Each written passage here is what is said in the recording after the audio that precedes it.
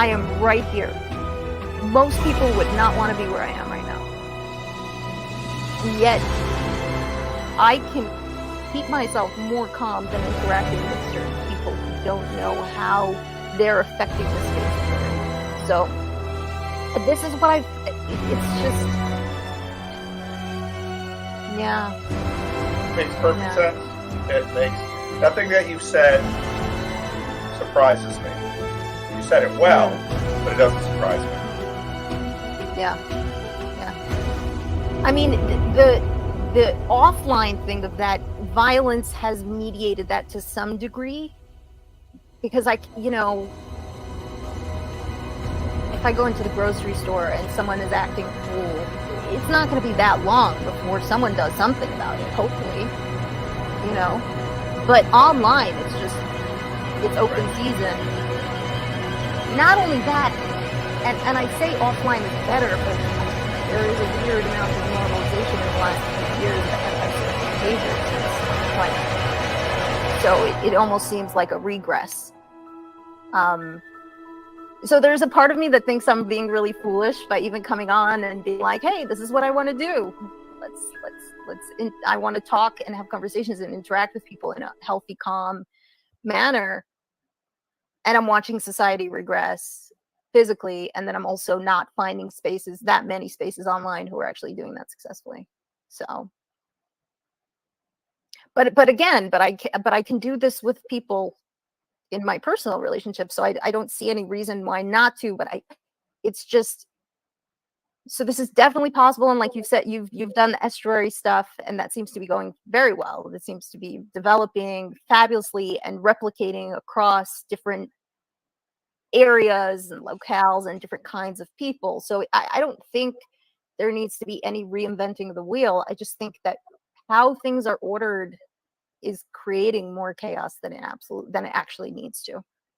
I want to get to a more clean, stripped down version of human to human interaction, if that makes sense. And I want to bring back I don't want to interact in spaces where people are not sovereign individual adults and are not willing to hold themselves and their peers accountable in just a sane way, not in an overbearing, I'm your mother sort of way, but in a sane, for the good of society kind of way. Yeah, I guess that would be. It's, listening to you talk now reminds me of the fact that you are not the first woman in the TLC space to say this to me. Now, they haven't always used the same words. I mean, I think you've articulated probably the best I've heard, but I think, part of the dynamic in the TLC that you're talking about, I've heard the speech before, and it's really interesting. And yeah. It also makes me think that we would never have had civilization but for women. I'm serious. Because men, again, in just meat space, the civilization of men, a man's space and meat space is very different. Women, Grizz keeps talking about that shadow matriarchy. Dang it, but it's real. It's a real thing. And every healthy family has one. Every healthy church has one. In fact, when you go through history and you look at it, and Grizz is right in that it's shadow, because it's so often hard to see. I've seen that in churches so often, where something's going on in the church, and especially if especially in church where that has leadership, only men can be in leadership of the church. I watch people go into those churches and they look at the men and they think that's who's running the church. It's like, you have no idea. You have no idea what's happening in this space. So I wouldn't even know how to describe them, because I see that the shadow matriarchy that exists in my life is alive and well. It is alive and well and kicking. And it is, how I would even describe that, how it shows up in such subtle ways, but it's so powerful. It's the real decision maker. I mean, all the men are looking to that for the direction. Yes, there is autonomy. Yes, they have their own thing. But at the end of the day, who really is calling the shots? And it is the women. And I've seen that so often. If you don't understand a married man's behavior, it's probably his wife. If he still manages to keep his marriage, I've seen that so often. I remember, I've told this story before. Pastor friend of mine, male only leadership church. They're at a council meeting. They're coming to a decision. It's a tough decision in the church. One of the council members says, well, I'll have to pray about this. Pastor slides his cell phone over. You can call your wife right now. I mean, I'll have to pray about this. You're so full of shit. We all know what's going on. So, yeah. I mean, and I mean, I guess, just from your own personal experience, the way you talk about it, you probably agree with me that when the conditions are right, these things really do have a natural flow. So it's to me, it's not this like pie in the sky. Sometimes I hear, especially from Americans, my fellow Americans, I hear things like, we don't have this anymore. This doesn't exist anymore. It's not possible. Like, yes, in front of your eyes, to your perspective, these are principles that exist.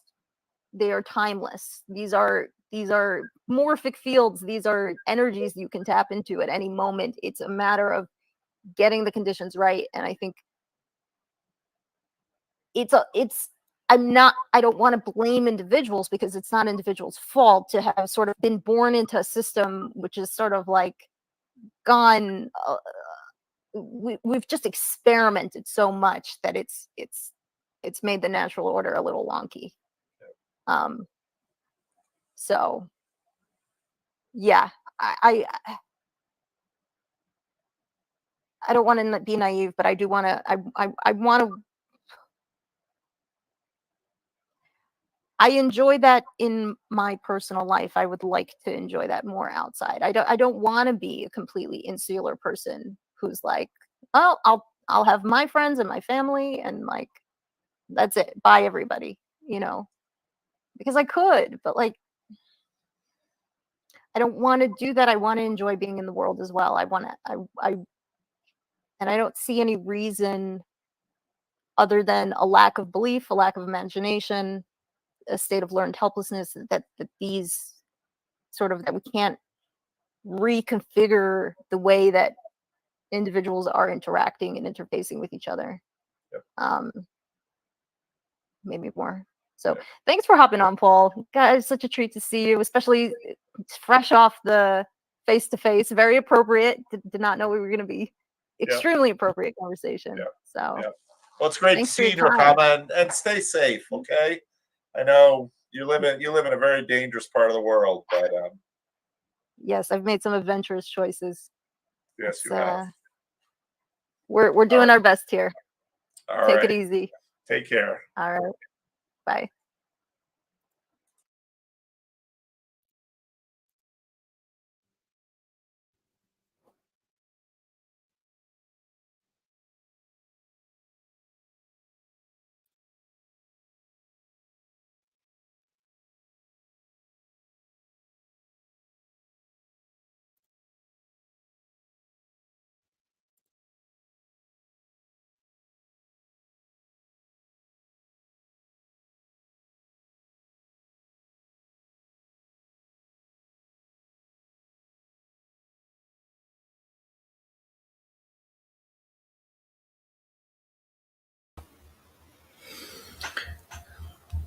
No, I didn't get into an argument with her, and this is not meta petty. She is being a bully, and that's not acceptable behavior.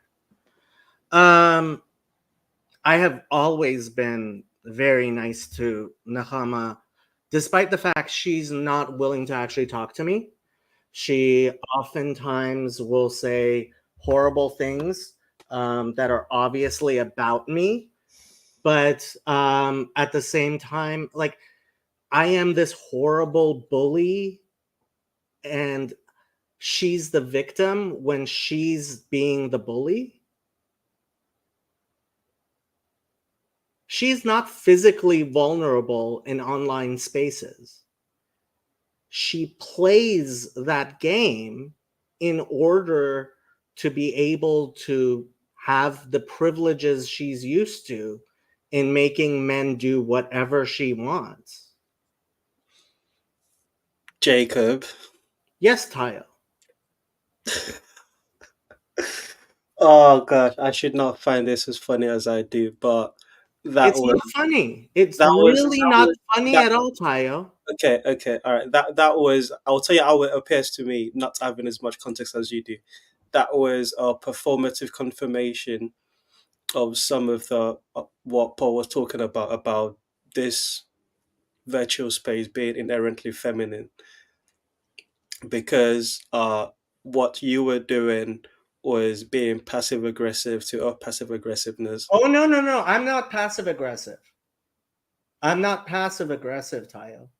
I'm aggressive. But why? It's Because she's attacking me, Tayo. And she has been for a very long time. Sorry, I saw Manuel type my name, but then I read the rest of his comments and I don't know what you're talking about. You can come on and we can have a chat. But that's in that stream which I was on for a bit and watched most of it. Not once did she mention your name. Of course not. In That's the passive aggressive.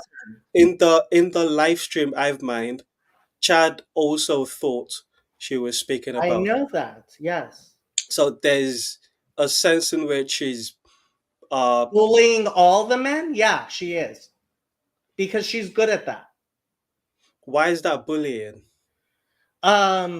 Because you are using your social skills in order to make specifically men behave how you want. She's telling Paul, which she can get Paul into to pay attention to her. Oh, I am this little damsel who's afraid. Okay. Men will just treat me so poorly in this space. Why don't other men protect me? Okay, so what I saw when you started this stream was that you attempting to get onto her stream? It's been it's been like 3 years since I gave her full access to my channel to stream through it. She would ignore me, but still interact with my channel. And then every once in a while, she would get mad at me, but only in public. And like, this has been going on for years now, Tayo. She's been doing this for years. And it's when she decided she needs to do this on a stream. No, you don't get to act that way. You just don't. I won't allow it.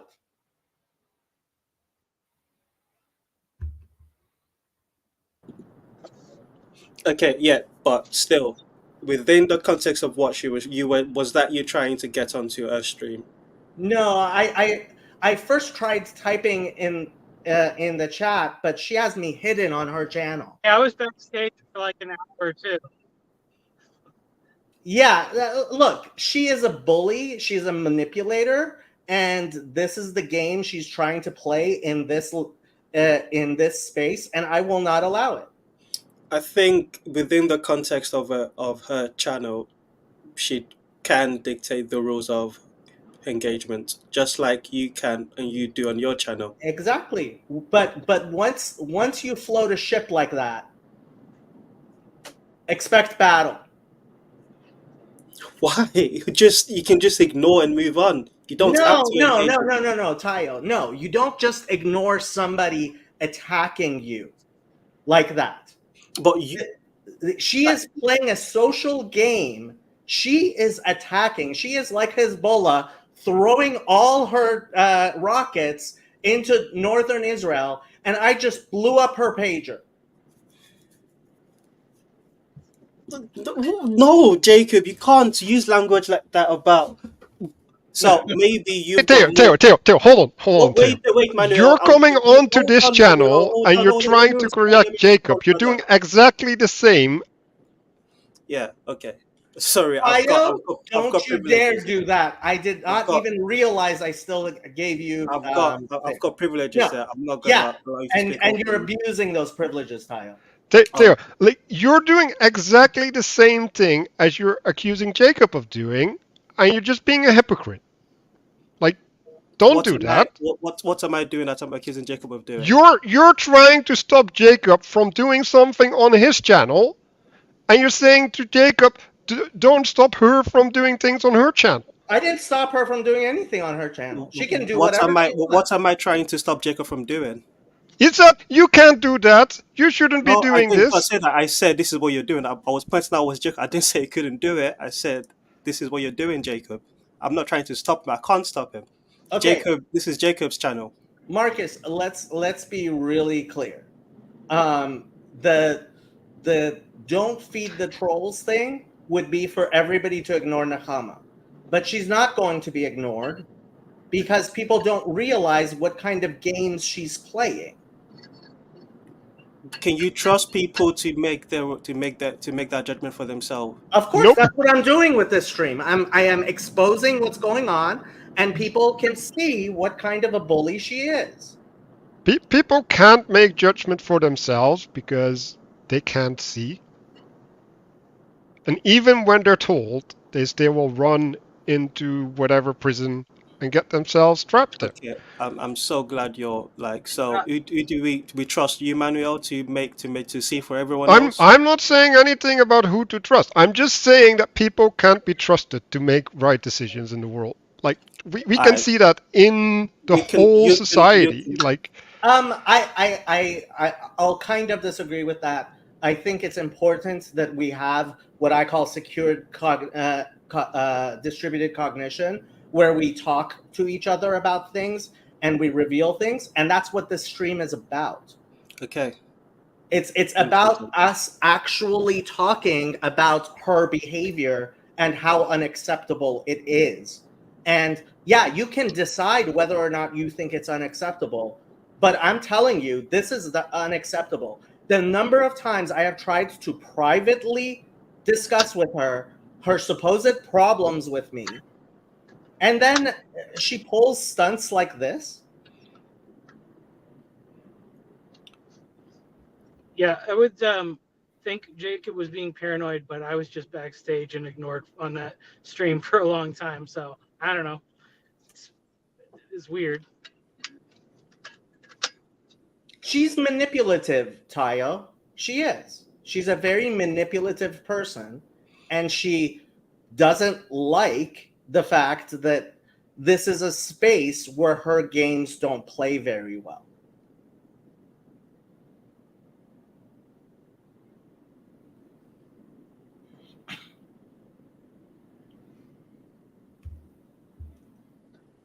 Sorry, I'm reading Manuel is on screen typing to me. That's very strange. I think that's I'm actually not pretty nice typing. of him, What are you talking about? trying to talk to you. Okay. Let me just make one thing clear. I have always tried to resolve any conflict I have with anybody first, if at all possible, like somebody I have a relationship with, like people who have channels that I, public figures, that's different. But somebody who's in the Jordan Peterson sphere, as I like to call it, if I have a problem with you, I will definitely try to contact you and talk to you first. Definitely, I will try to do that. But I also will not allow you to bully me.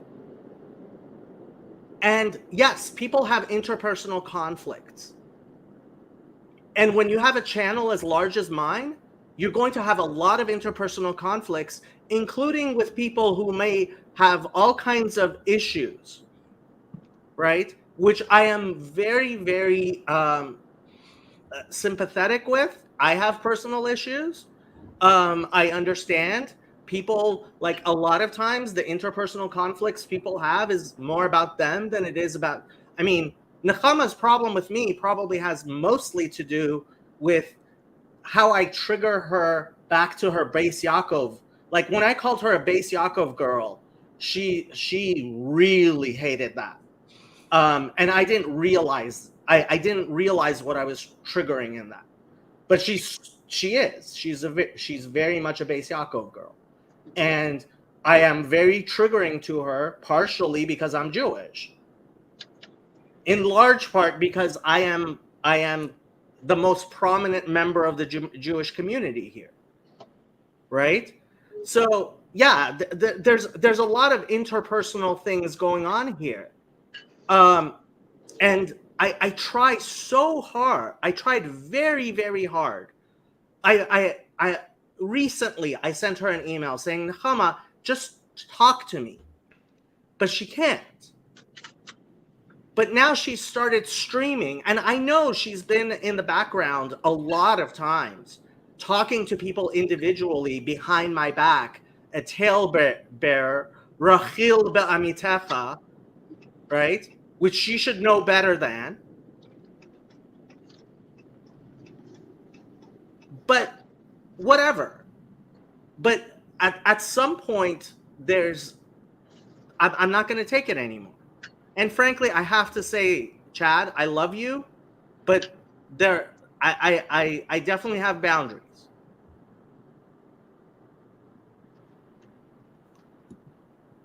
So, yeah, go ahead. Okay. Jacob, I'm trying to be your friend in coming on because I want to explain to you what it looks like from people that don't have the background knowledge of the interpersonal relationship that's going on. It looks like she's speaking generally about ethics online, and you took it personally and attributed what she was saying generally to your own particular interpersonal relationship with her. And there's no saying that that's not true, but to the third party observer just looking that doesn't have any understanding, it just looks like a performative confirmation of what she's talking about. I think Mark is absolutely right when he says she's generally bullying a lot of people. Yeah, you took it as she's not naming anybody, because she's very good at this. She is a very good person, very good at being manipulative.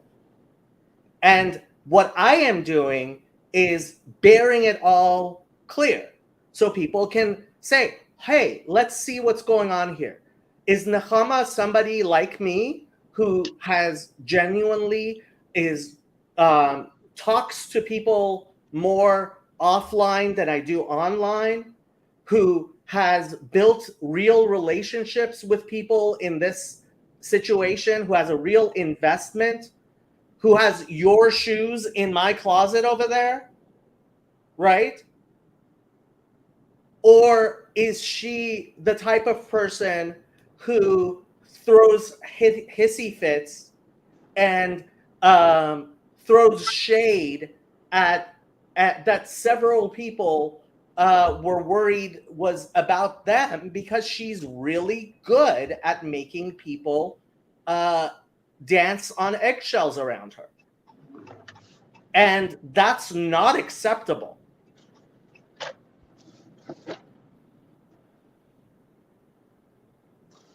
You're muted, Ty. Oh, good, because I was saying I've been speaking a lot. I wanted to get Michael's perspective, but he said it was also in the backstage waiting, but couldn't get on. Yeah, I mean, that's why I was just like, I mean, I always want to give you a benefit of the doubt, so I was just like, maybe she's just not paying attention to the thing or whatever. But I mean, if you're gonna have a stream and you're gonna have it open to chat, then you gotta let the people in or whatever. Otherwise, it's like, that's a waste of my time because it's just it's weird. Like you can have gatekeeping if you want. Like because I know back in the day, like with Jacob, it was like, oh, he would want you to join his Discord server if you were gonna come on his channel, so that there was like another layer to make sure people aren't trolls or whatever. But I mean, I don't know. I've talked to her before. We've had what I thought was pleasant conversations. So I had I had no reason to think that I was being ignored purposefully. But if I am, that's kind of crappy. So. Matthew says, Jacob is a sweetheart. Thank you, Matthew. The culture and more narcissistic and anti-social feminine tactics and dispositions, I think especially when you look how the block feature on Twitter was designed by Vijaya Getty, you see that feminine capacity to deplatform, right? I mean, the silliness of someone hiding me from their channel as if I can't do this is just beyond words. I think in the context of just to what you were saying, Michael, I don't think she sees her channel as part of this network of channels called TLC that's sort of open to all TLC members to jump on. In the context of her stream, what she was saying, sort of ideally she would like to have her own private sort of um, place where she can invite people that she wants to. She wants an island where she can dictate the rules of like engagement. And she's trying to get that online. She talked about how she tried Twitter and that wasn't a good space for it either. So she doesn't sound like she's trying to tap into this network of which was why the spiel that she gave was in response to Paul talking about the TLC, and so I'm pulling back like, oh, okay, and why, and giving a reason why she might not feel a part of it. And I think, as far as the YouTube is concerned, that's perfectly fine. There should be people that just don't want the channel open. Now, I think also just find a quick thing before I'd have to jump off really quickly. The TLC sort of built on this personal knowing sort of thing, which I know some people disagree with. But the fact of the matter is, like Paul was saying, Jacob allowed me on because he trusts me and he wants to hear what I've got to say. And like Michael, likewise, it's not because I'm a TLC member. It's not just any TLC member. The That's more not trust, true at all, Tayo. the more trust, I the let more. everybody on my channel. I know you do, but Jake, the point I make is the more It's trust. not a question of trust. You can say whatever you want on my channel. That's what you're saying is just manifestly false. So it does, the personal relationship doesn't determine the hierarchy of No, relationship. no, Okay, then I'm mistaken. yes, and also, right, like you're creating a narrative, and you're imposing it on Jacob. Like I said, I'm mistaken. If that's not the case, then I'm You mistaken. have to acknowledge that that's You what's know, I'm not happening. I'm gonna not lie, saying that Steve, to I'm accuse you, gonna jump Teo. off. Like you're not. I'm not in the mood to entertain your spiel. Okay, then fuck off. Like, get out. Like, Hold on. Yoav paid $7.50 for this. So let's explain what a Beit Yaakov girl is. A Beit Yaakov girl is a woman who grew up, a young woman who grew up in the ultra Orthodox Jewish community where sex segregation is absolute. Nechama Gluck, before she left the religious community in whatever manner she did, spoke to zero males who were not her brothers or her father pretty much ever. It is in Beit Yaakov, it's a girls' high school. There are no male teachers. Maybe a few rabbis, married rabbis, come and they don't talk to the girls very much. They just lecture. and I mean, she's a little bit better, I think, at being manipulative because of that. And she's not used to dealing with masculine spaces. I understand that, which is part of why I have tried very hard to be understanding. I don't think she's nearly the narcissistic psychopath that I would if she had grown up actually talking to males.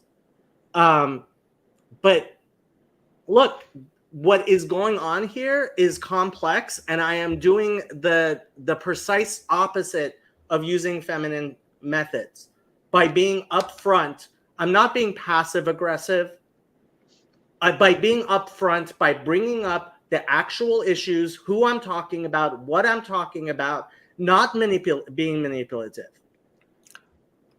I stayed on just to say, Manuel, this is what PVK was talking about, the threat of violence. You can just randomly swear at me because you're online, but in person, No, you I'll randomly swear at you in person. Like you're actually doing the same thing as she is doing, and I'm just sick of it. Like Why is the threat of violence even a thing here?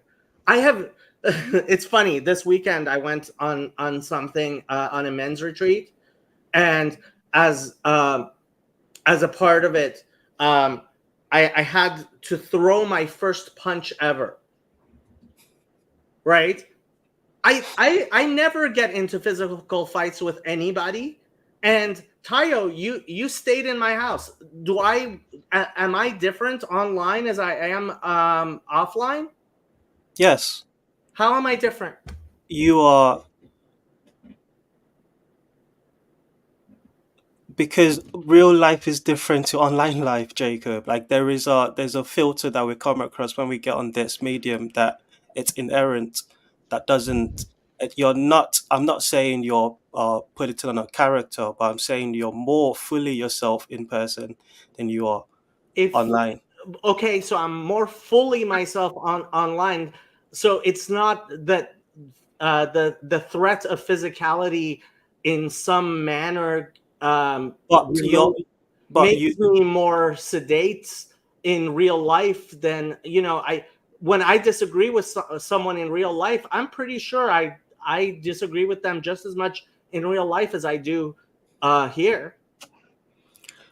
yes, yes, depending on the person, I'm sure, because maybe that's just me projecting onto you, but I'm sure that plays a role. like why is this important to you?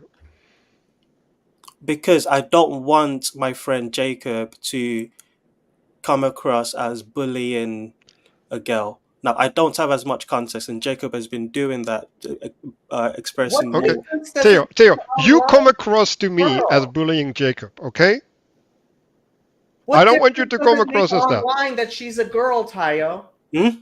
What difference does it make online that she's a girl? Why should she get treated differently online because she is a girl? There are so in the Discord servers, there are times when it's just a whole bunch of boys in there, and the jokes fly the to a different degree. Now, when the woman's in the room, there's a difference because we recognize that there's just a different spirit. Be respectful to the women in the room. Usually, it's someone like Sandy or Mandy, who's also Mandy's got kids in the room as well, so that plays a role. So I don't speak to men the same way I speak to women So in real just to life, be so clear, I shouldn't do the same thing, and I don't think you do either. just to be clear, on my Discord server, I have officially appointed moderators whose job it is to talk to the women on my Discord. Female moderators to talk to women on my Discord. And Because that's why did you yes, do I that? do because individually I see how, okay, when I individually talk to a woman, frankly, when I individually talk to Manuel, I talk differently than when I talk to Michael than when I talk to Tayo. And part of that is you speak differently to men than you do to women. I understand that. But once women demanded, and frankly, I think to some extent deserved, to have some voice in public, although I have to say I've always been against ordination of women. I've always been a complementarian. And if you want all of the extra benefits of being an egalitarian, then don't be a complementarian just when it's useful for you. That's fair. That's not fair. What I meant, what you said was fair. Yeah, no. I was saying that, yeah. Manuel, I've been rude to you since you came on. I apologize. Well, but You want like it's you not want it's not wait, only hold on, towards let me me, finish my Theo. apology, bro. Okay. I Okay. will let you. You wanted to come on to admonish me, and I Yeah. sort of reacted automatically to your message. So let me now listen to what you've got to say, and maybe there might be something generative. Okay. So I'm just gonna do an observation like you did, right? Like I don't like this stuff, but I'll just have to do it, right? So you come on, the first thing that you do is laugh in Jacob's face, right? Then you start continuing like your story. You're building like a narrative. Like these people are doing this, these people are doing that. Jacob, you're doing that. And then Jacob's like, no, I'm not.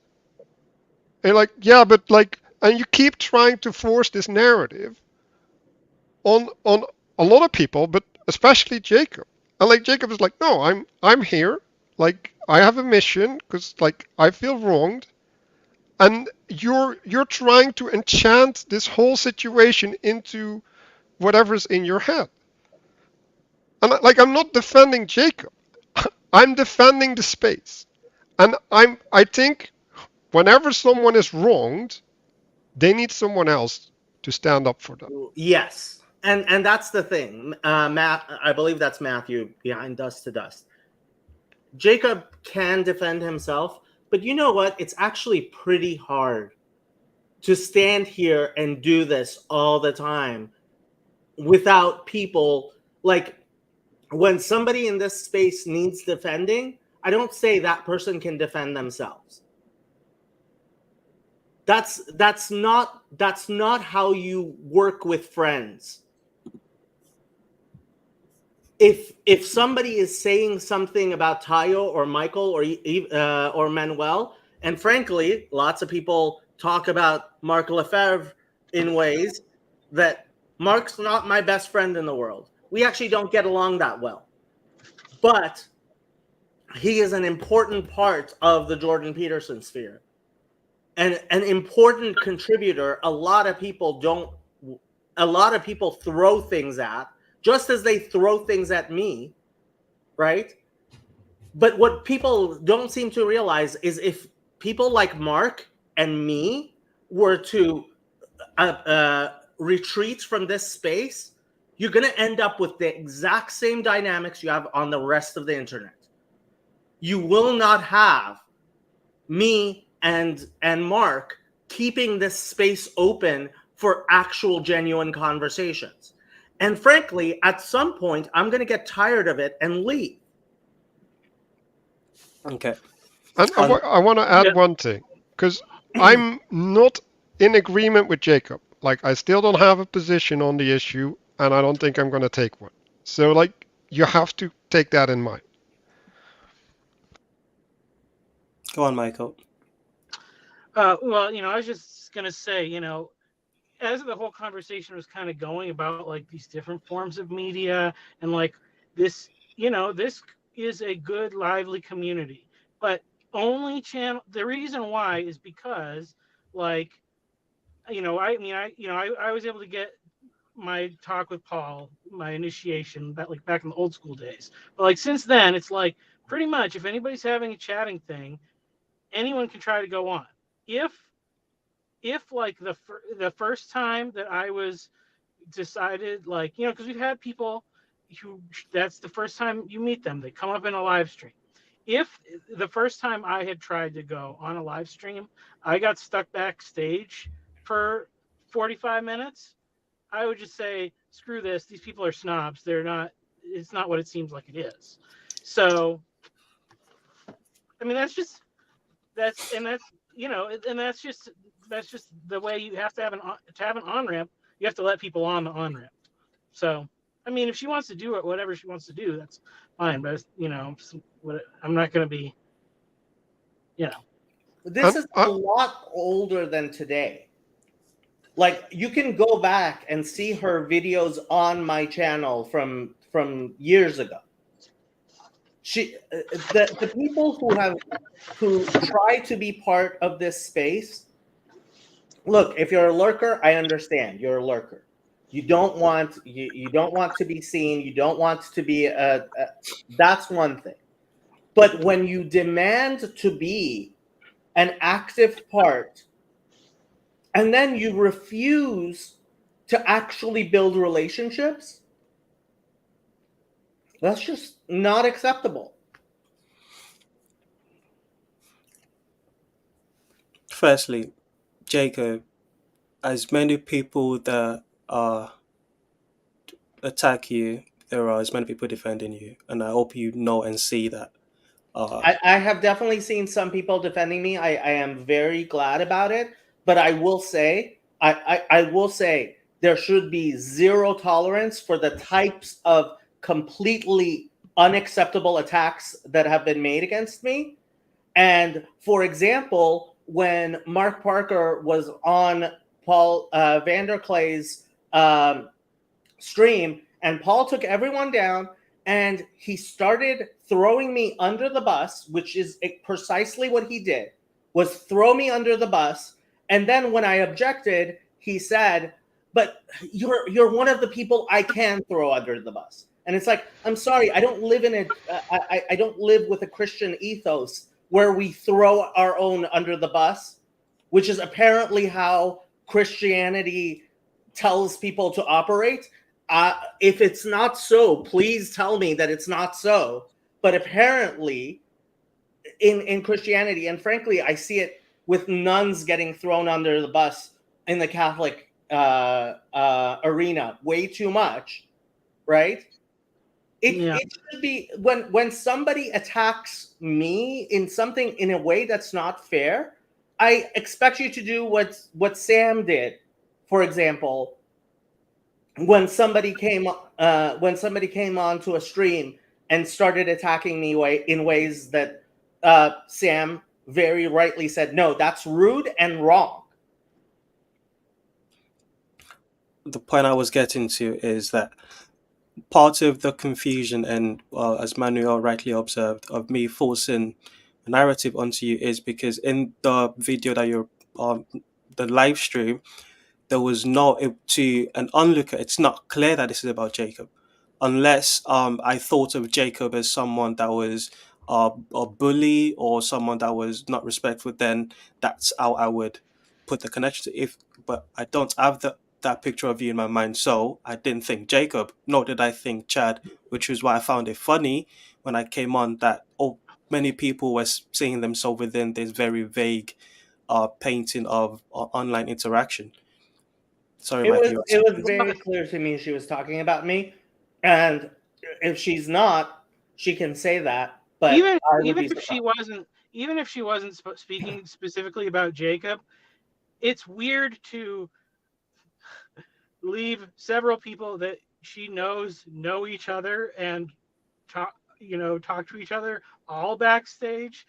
Like, I mean, maybe if it wasn't for Jacob, maybe nobody else would have found out that we were all backstage. But, it makes you feel dumb, like when you're sitting backstage for a long time. Like, so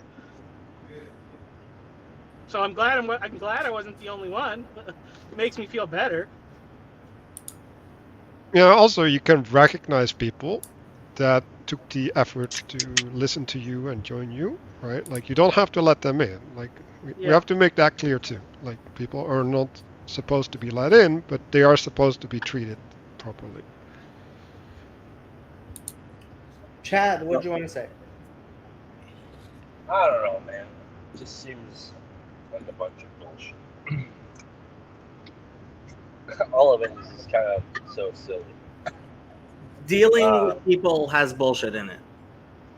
Yeah. Well, there's a lot of hypocrisies. Like, everybody's kind of doing their own hypocritical things here.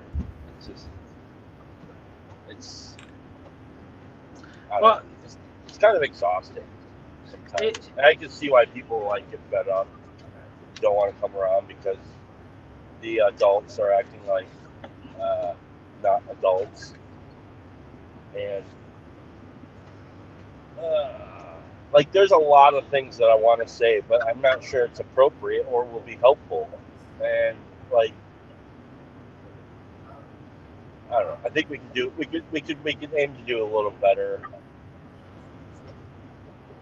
I will say that I thought that, I was unsure of, like, because I have in the past in some like live mind comment streams had some disagreements with Nechama, and like I couldn't, so I was feeling quite self-conscious, like, oh, like, I'm in here for like an hour, what is going on? And then we could have been having an awesome chat by ourselves. And probably we should have. Honestly, I don't mind people Yeah. being in the background or even watching in the background. It's when you're directly talking about someone, right? This has just been my thing. Like, if I have a problem with someone, before I talk to anybody else about it, so a few times, just because I've wanted things diffused, I have asked intermediaries to get involved, just because I'm like, hey, I'm having a beef with this person, right? We need to maybe I need to apologize and figure out what's going on, because let's face it, I'm not the most perfect person in the world, but like, what I hope this is doing is lancing a boil, as opposed to letting it just get worse and worse, where people are running these shadow manipulations of character assassination. It is very, very rare that I have ever said something about a person to someone else that I wouldn't say to that other person. And the only cases of that has been when somebody was in mental crisis. And let's face it, around here we have people with mental health issues.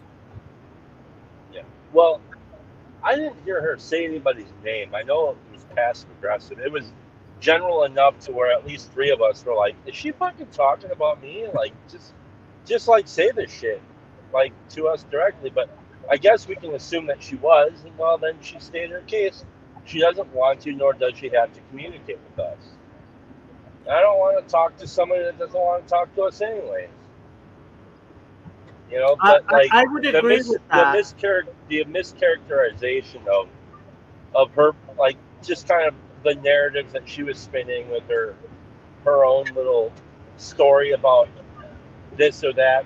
I think is kind of like, the whole time I was kind of thinking, yeah, well, you're kind of full of shit, but it's general enough to where it's not full of shit. So, but it was passive aggressive. If I'm honest with you, I would say you're the only one who is privy to what is going on between you and her, and like, you could have not said anything, and nobody would have been the wiser about her feelings about, let's say, you, or not even me.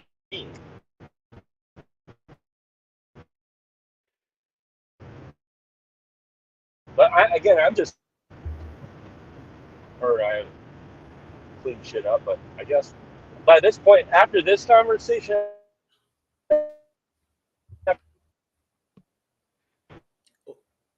we're leaving.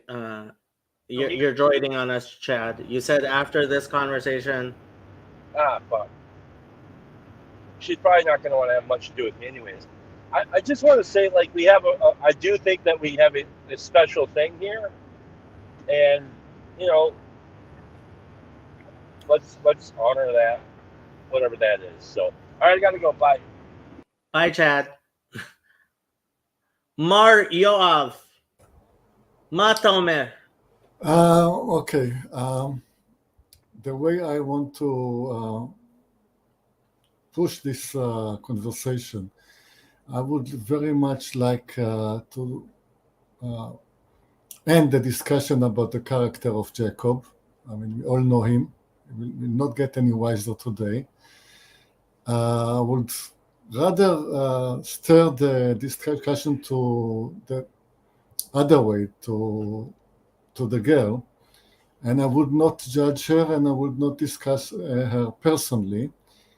I would like to increase my knowledge of human character in general by taking the archetype, analyzing the archetype, and trying to say something about it in this conversation. So all I know is that definition of a Bet Yaakov girl that I just learned. Thank you for that. And it is composed of two parts. The first part that she grew in a family and there were boys in the family, probably lots of boys in the family.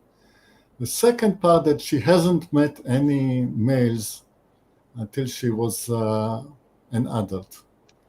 And I'm trying to wait which of the two parts of the story is the most important.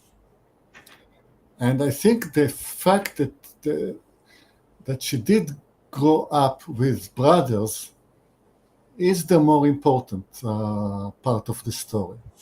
Because how would a girl behave when growing up in a family with lots of boys? And there will be kids, there will be kids growing up. Most of them will be bullies. Most of them will do their best to make her life as hellish as possible, just for because they were not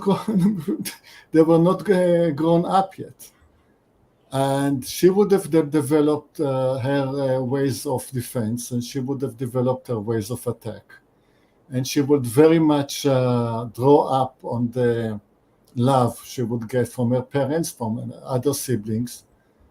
And that's how would such a girl grow up. That I could even predict her behavior as a grown-up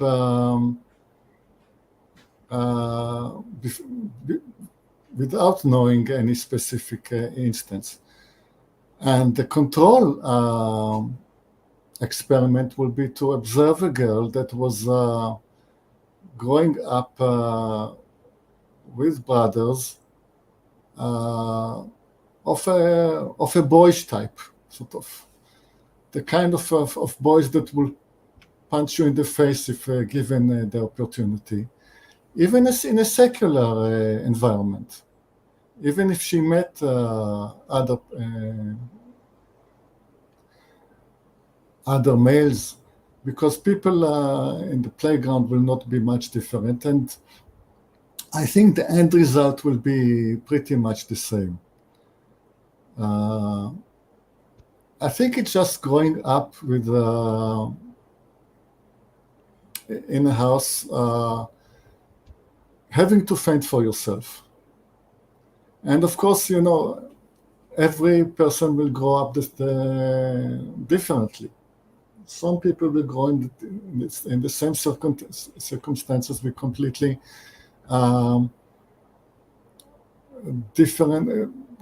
go different ways. If she had lots of small siblings that she would have needed to take care of, then she would be learn to be very motherly and very caring, for example. So to sum what I had to say, that's putting up the proposition on this archetype of a Bet Yaakov girl. It's more growing up in a large family with lots of boys without any background reference than missing the background reference. That's the proposition I'm putting on. I mean, if I understand you correctly, I think what you're saying can be summed up with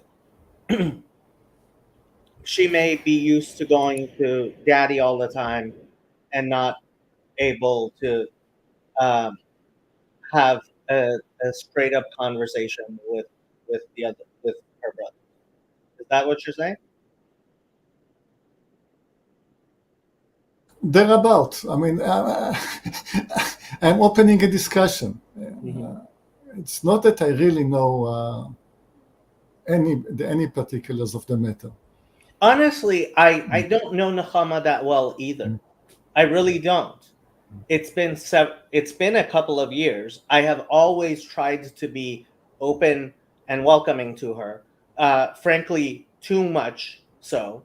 I am not immune to a pretty girl either, but the fact, I mean, listening to when she started streaming recently, I paid attention because I saw that she was streaming again, and I've wanted her to be involved.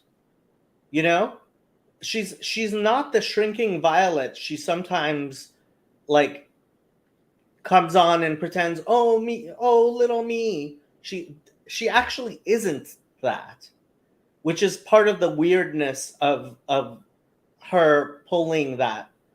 But in any case, when I was listening to the stream, it seemed like she was talking about me. And when I typed into the chat, nobody saw what I typed into the chat.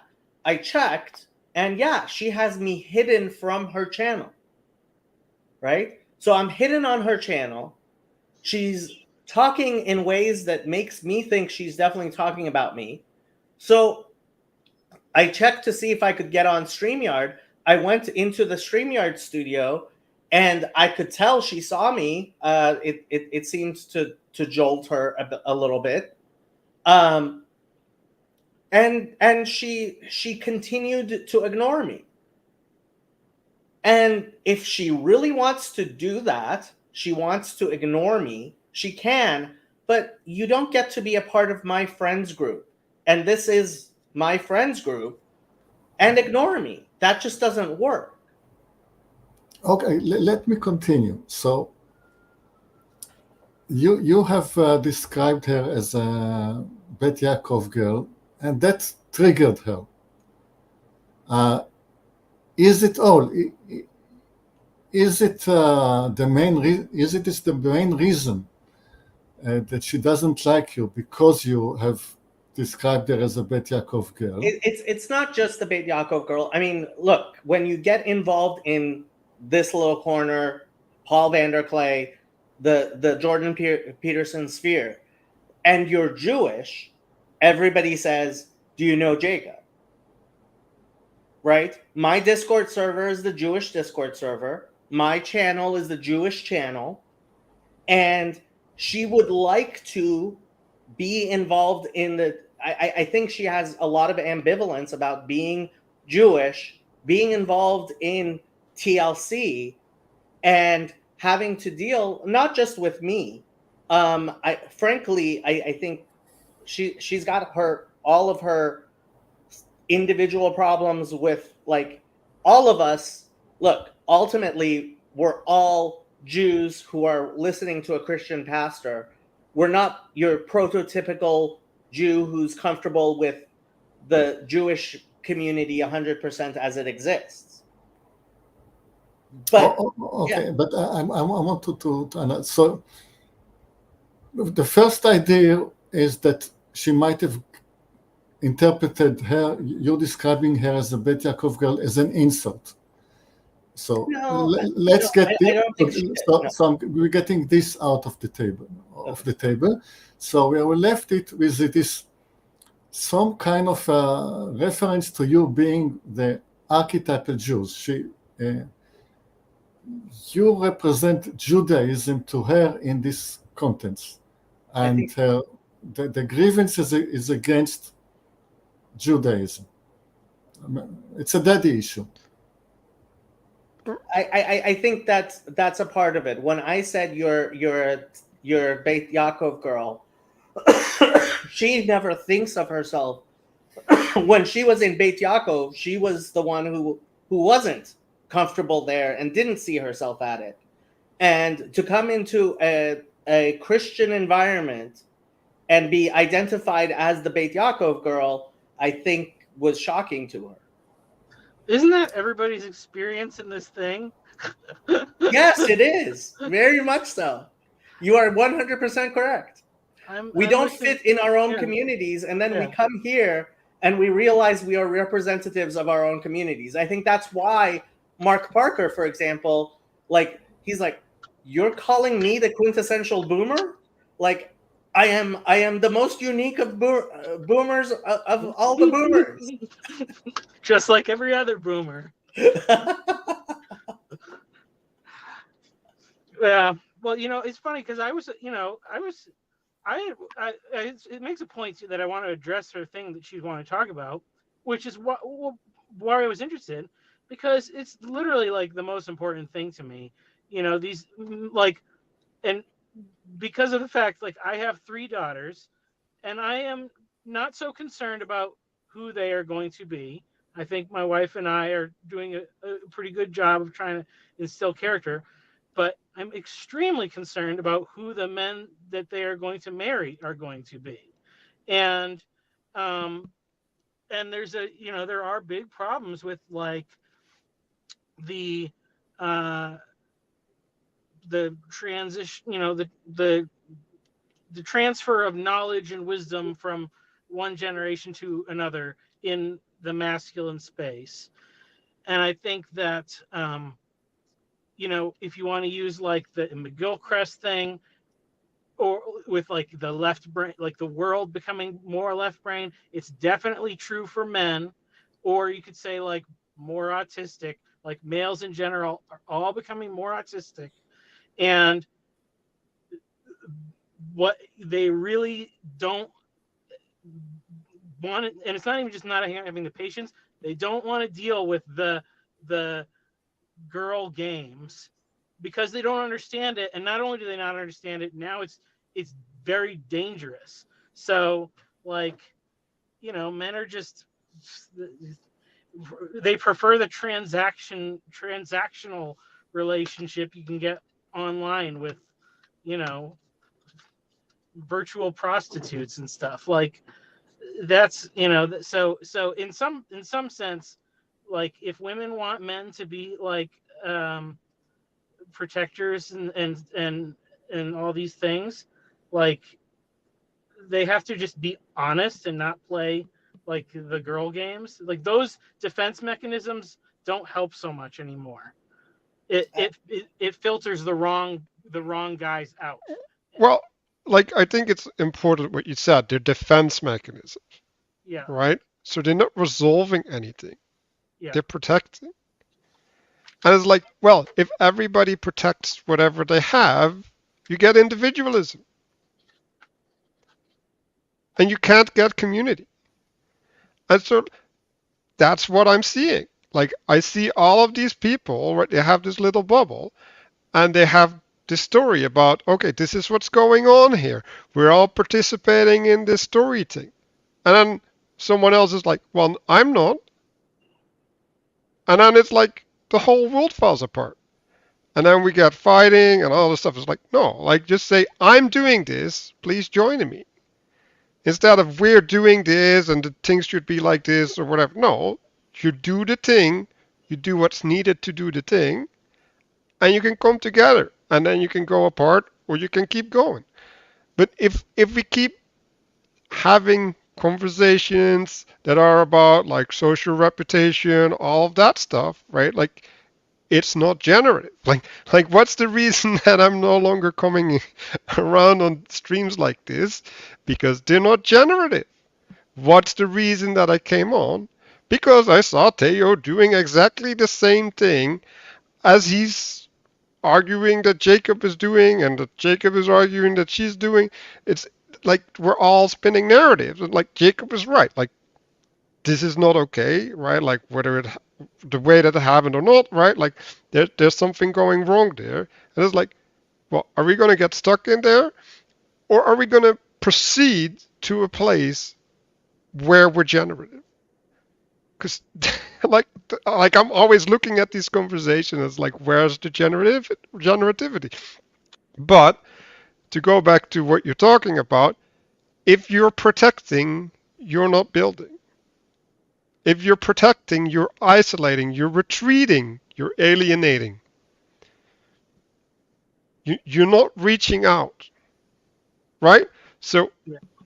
if Theo was really concerned, he should have not come out to attack or criticize Jacob, because I hardly think that there's right attacks. Like this is like I don't think it's okay to attack Jacob. Like even if it's a correct criticism, attack is not the right modality unless you're like asserting authority, right? And then you're like, you gotta like bend to my will. If you're not asserting authority, attack is not the right means. You move towards the solution. If you don't have a solution, what is your contribution? You're sowing more chaos and disorder. And generativity won't happen. And that's all I see. And the biblical analogy for this is a snake. There's snakes in the garden, people.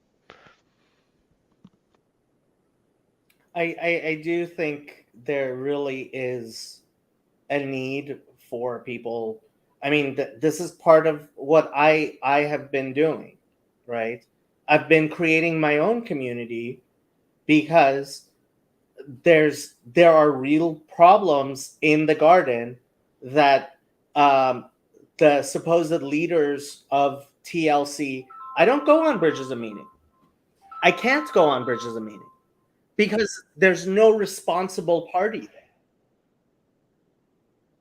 There used to be a responsible party there, but there needs to be a responsibility for community. And since that's not something TLC is willing to have, part of the problem with Jordan Peterson is there's just too much of a disconnect. As much as I've tried to be a part of that hierarchy, he just has not been able to create a hierarchy that will reach down into the individual level, right? And I'm hoping at some point there will be some sort of connection, and he has been trying to build down, right? But yeah, I mean, look, there are things that will not fly and should not fly. Yeah. I would say, maybe we just need to have a succinct video about like live stream etiquette or something. Because the other thing is that I clicked because there was only 2 and then 3 people on or whatever.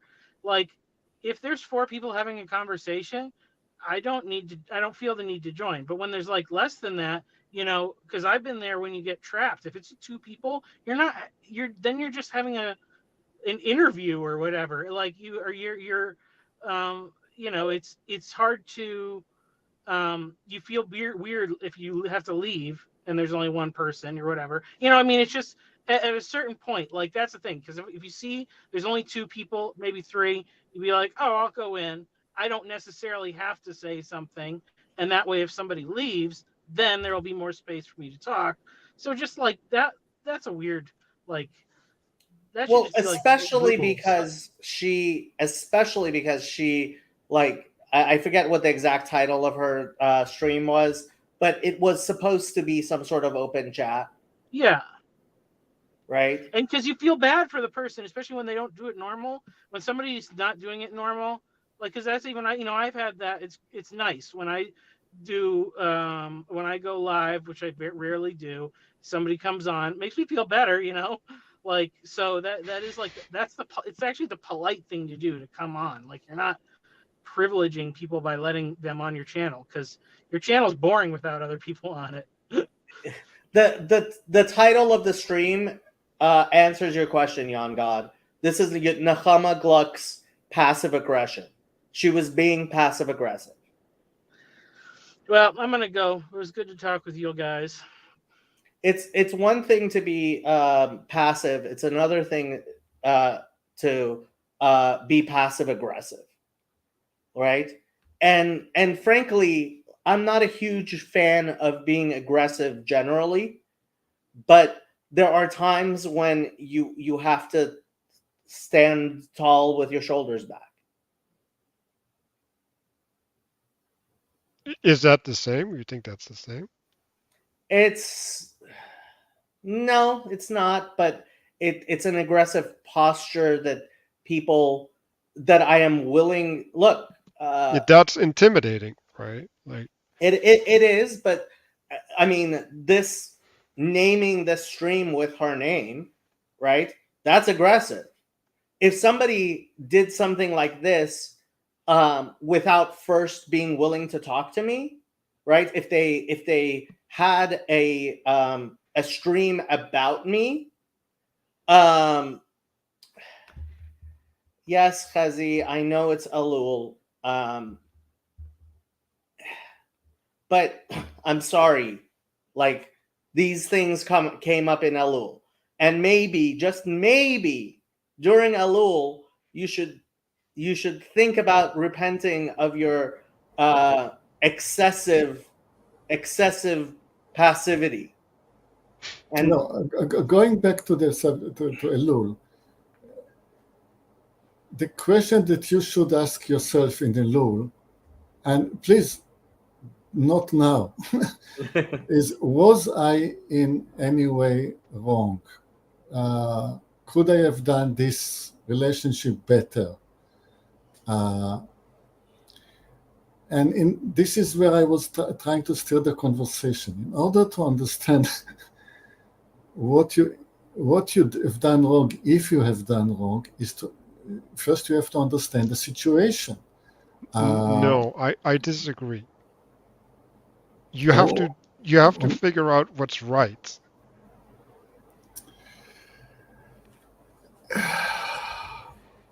Yes. Mm-hmm. I think Jacob has several books on his shelf that can teach him what is right. And in reference to those books, he can check whether he could have done any better. And again, not in this stream. This is something Jacob would do. I'm sure he is going to doing and is going to do in the next 2 or 3 weeks. Well, because I want to invite, because like there's obviously a struggle with this passive aggression, right? And you get into the situation that occurred in the stream where if you meet the passive aggression with aggression, right, or even not even aggression, you end up in a situation where you are seen as the aggressor, right? Because either the passive aggression was missed, right, or it's undervalued, because like if you're not the target of it, right, it's not as intense as if you're actually suffering it.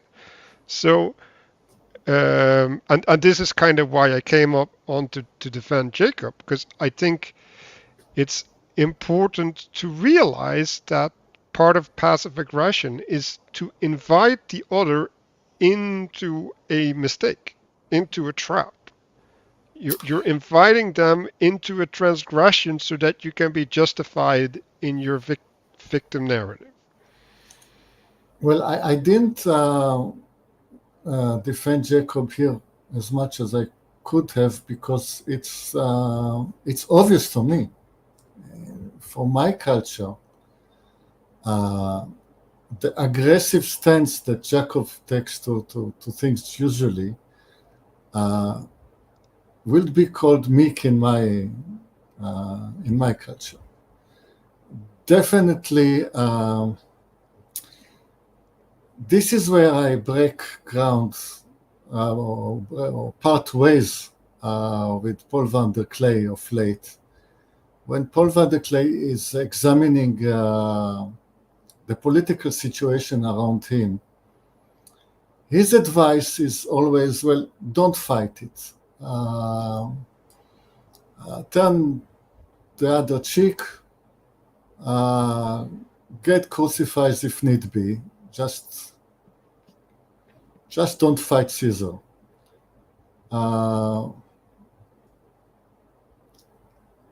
This is not my way. So, yes, of course, Jacob should be, but I'm trying also to be constructive. I'm saying, for my sake, let's say that I have stumbled upon such and such character, let's say at work. What would be the best way I should react? I'm trying to learn from the situation for my own sake. Doesn't happen often around me. Basically, the passive aggressiveness is happening in a workplace, in among the girls mainly. It doesn't often overflow to the men. And in my culture, the men treat women just like anybody, like any other pal. There's just no difference. If she's a colleague, then she's a colleague. There's just no difference because, the girls in Israel are serving in the army. So why? No point in acting as the white knight.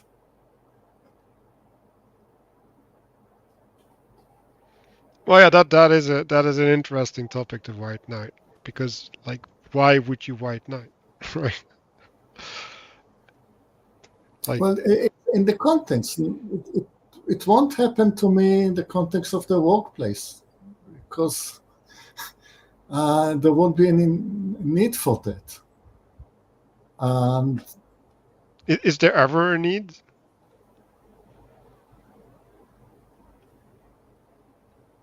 It is. It's in the social context. There is this the current social context in which we are here in the TLC has made the problem occur.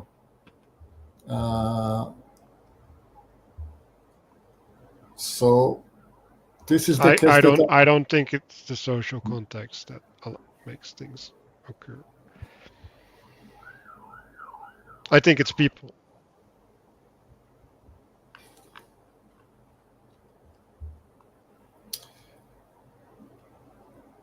Well, the social experiment would say that if the group has been existing for a long while, then people coming in will fit themselves into the norms of the group. And certainly women will do that. Jacob may not. But I won't. TLC is relatively young, and it's forming. So I guess people will be more pushing to their own ways than otherwise. Well, Daddy decided to come on stream, so we'll find out soon. Oh. Share the link, Jacob. Okay. Yeah, we'll see what Daddy has to say about the kids fighting. Hello. Hi, what's going on? Well, they don't let me sleep. They don't let me sleep. It's almost midnight, and they just don't let me sleep. So- Jake, how could you be so mean not to let this poor man sleep? So, Paul, let me explain. You have 5 kids, right? And I know I have 5 kids. I what? still don't understand what's going on. Yes, but sometimes one of the kids comes to you and just generally talks about general complaints they have. And then another one of the kids comes up and punches that kid, right? Now, as a father, I'm sure you realize that the kid who ran to you first isn't necessarily completely without fault in whatever tiff the 2 kids had. Kids are tricky. They are, Paul, very much so. Do I have to explain the analogy? No. So what? I don't understand. Now, Nechama didn't let you on her live stream? Is that the complaint? For the past 2 years, Nechama has been passively, aggressively having a little fight with me, and I have multiple times tried to have a discussion with her, and finally, while you were having that stream where I am very clearly sure, I know for a fact she had me in mind, I came on to the stream, and she is doing this thing, and she's been doing this for years now, Paul, where she ignores me, but she discusses me, and she gets triggered by me, and then she talks to other people about me. And despite my attempts to be like, okay, Nechama, if you have a problem with me, feel free to talk with me. Or, frankly, Yosef and Chezi, at least. But she's used to her passive aggression, which, I mean,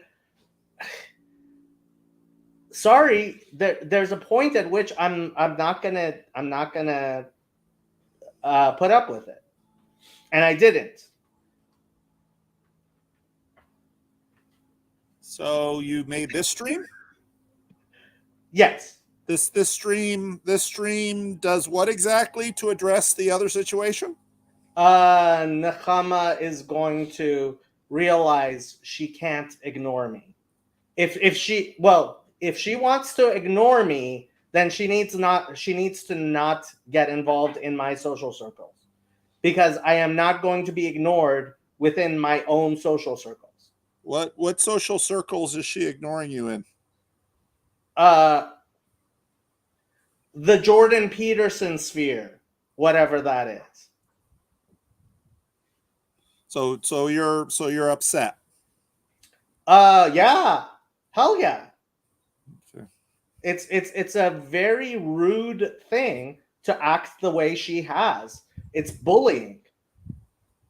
And yeah, it wasn't just me. The fact is, she's being very manipulative, and there were several other people waiting.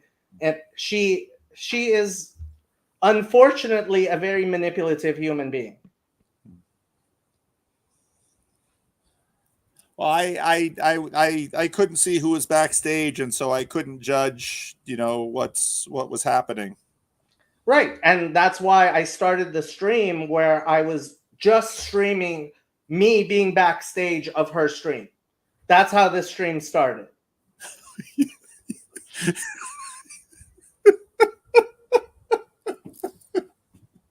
You did, really?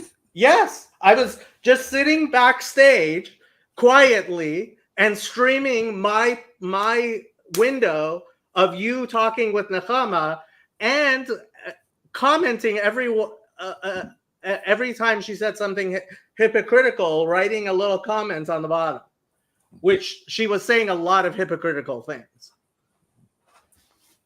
Well, I when she was talking, I wasn't thinking of you. Um, Of course not. and Because I am not a bully, despite how she keeps on calling me a bully. well, I wouldn't say you're physically a bully. I've never seen anything like that, but you have a certain dynamic online. You don't take things lying. You don't take things lying down. I don't take things lying down, but that's not being a bully, Paul. Yeah, why are you accusing him of being a bully, Paul? Like, that's not okay. I'm sorry, did I accuse him of being a bully? Yeah, you did. Yes. Yeah, you very clearly did, Paul. Oh, I'm like sorry. that, it's not nice, dude. Like, you're being an asshole. Oh, I'm Jacob. Was I being an asshole Paul, to you right then? Paul, you can go back and watch the tape. But I said I'm not a bully, and you went, "Wow." Well, you do have some behaviors online that you don't. This is This is bully behavior. Just like tell him he's a bully or stop. Well, let's try and figure out what we're talking about, because generally speaking, a bully is someone on the schoolyard who comes up to you and intimidates you. This actually is sort of connected with what she was talking about in terms of online spaces and in-person spaces. Yeah. Because as we were talking about, there's masculine bullying and feminine bullying. And masculine bullying is if I would grab someone and shake them up or slap them around. Feminine bullying would be the kind of stuff that Jonathan Haidt writes about, right? The type of stuff that actually Nechama was doing, and I decided to stand up to the bully and punch her in the face.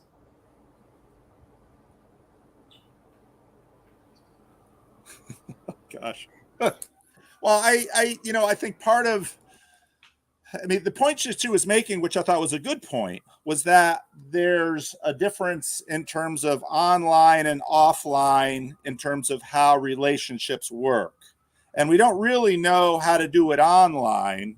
And I think, because one of the things that I thought about was that when for example, when I let Nathan Orland on my live stream that one time, and you jumped off immediately, Jacob. Because you didn't want to be on the same screen with him. Yeah. So I'm just trying to figure out, again, part of your critique of me that I've obviously heard is that I'm too soft, I'm too forgiving. Win some, or as I call it, lose some.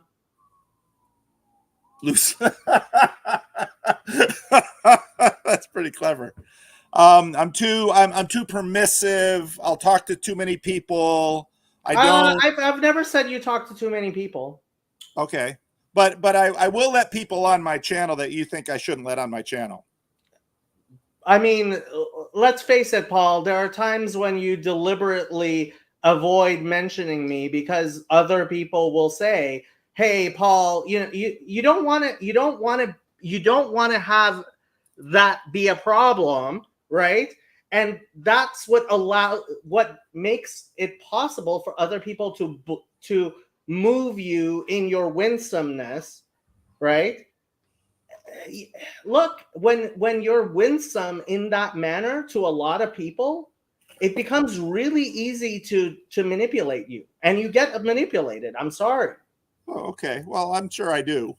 And certainly the people in the online space don't have a monopoly on that. I don't think the goal of my life is to never be manipulated. Not that I like it or encourage it, but so I don't know. I guess I want to figure out sort of what's going on, and it sounds like your feelings are hurt. Or were your feelings hurt, Jacob? Kind of. I have to say, like, this has been going on with Nechama for a long time, and I've kind of already moved on. It's when she started broadcasting again. Like, this has been years in the making, but it seemed like she was getting into, okay, now she's going to try to muscle in on my turf. It was like, yeah, I'm going to nip this in the bud. You see, part of the difficulty of this online space, again, is that unlike in a church where at least, let's say, maybe 50 or 60% is visible, in this online space, just a tiny little bit is visible and everything is. So I don't know the relationship that you have. I don't know emails that you've had. I mean, she's Israeli and you obviously have deep ties to Israel. So it's hard for me to sort of understand the relationship, the other relationships between people. She's not actually Israeli. She's American Jewish, but yeah. Right, but she's living in Israel. Yeah.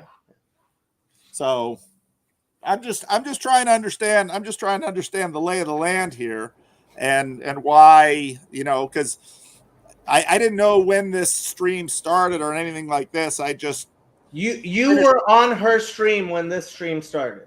Yeah, and I want to make a point of order because we're getting a struggle about this being manipulated in the chat, and I think actually as a Christian and as a Jew as well, we need to reduce manipulation in the world as much as possible, and that's like an imperative. Like that's not optional, and it should be the goal of our lives. Like that's the snake. Yeah, Okay, manipulating other people is bad. Can I help Paul van der Clay in explaining in the land of the land what was happening here? First of all, Paul was not the first one who was laughing to Jacob in his face. So what was happened is mainly an analysis of Jacob and his faults rather than other people's faults. It turned out also to be a bit of an internal Jewish affair, because I was trying to get to the root of the problem about what is the issue? Why are those people, never mind their character, what are they fighting about? And as far as I could fathom,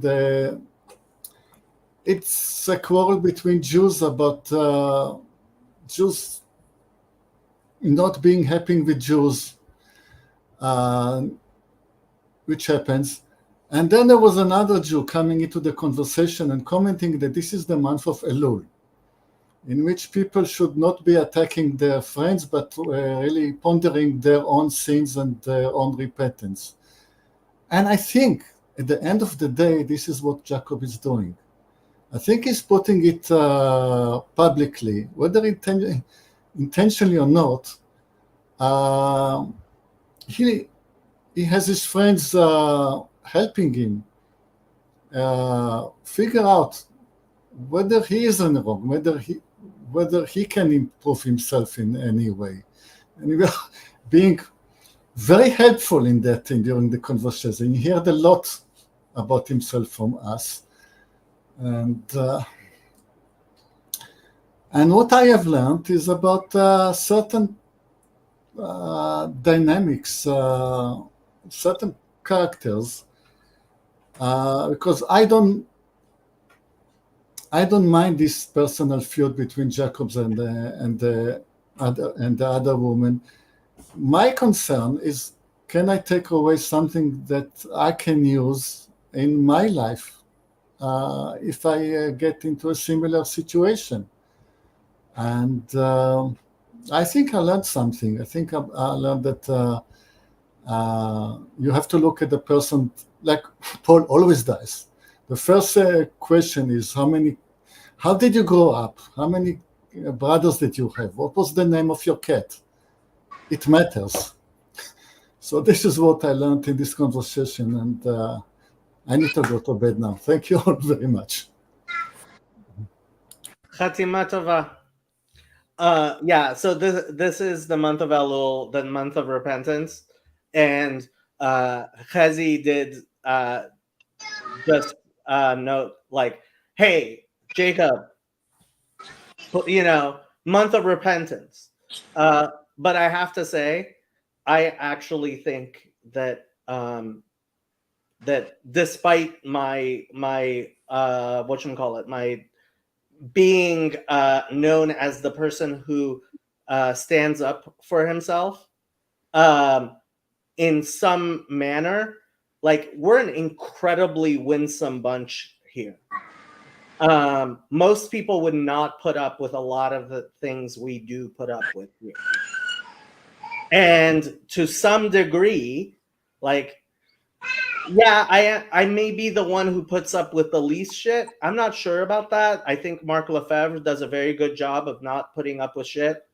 And I appreciate that. But the people who really don't put up with shit aren't around here at all. I think that's true. Paul, what I was trying to say is so I was backstage on Nechama's stream for like an hour, and wanting to talk, hoping to get the chance to talk to you. I very much would like to come to the thing in Connecticut, because I think I could probably make that happen. So, Okay. Is that going to be members first access? As far as, is that the place to look for the link, or? Yeah, there's no link yet. My sister and I are still trying to arrange it, but I thought as a way to sort of say thank you to the membership tiers, I would probably release it in that way. Okay. Yeah. But because it's it's just going to be a small gathering. But. Yeah. Well, Well, Jacob, let me say something here first, because obviously some people watching this felt that I was laughing at you, and I want to apologize, because I do not mean to laugh at you, because and I think you have a sense of how much I appreciate you and how much I love you. Like I said before you jumped on, you throw me under the bus because you view me as part of your crew. Yeah. Which, as I criticized, I think is a Christian fault you guys need to stop doing. Well, I think that's a New Jersey thing. Yeah, it's pretty East Coast. I see a lot of nuns being thrown under the bus in the Catholic Church. At least at the convent I was I was volunteering at.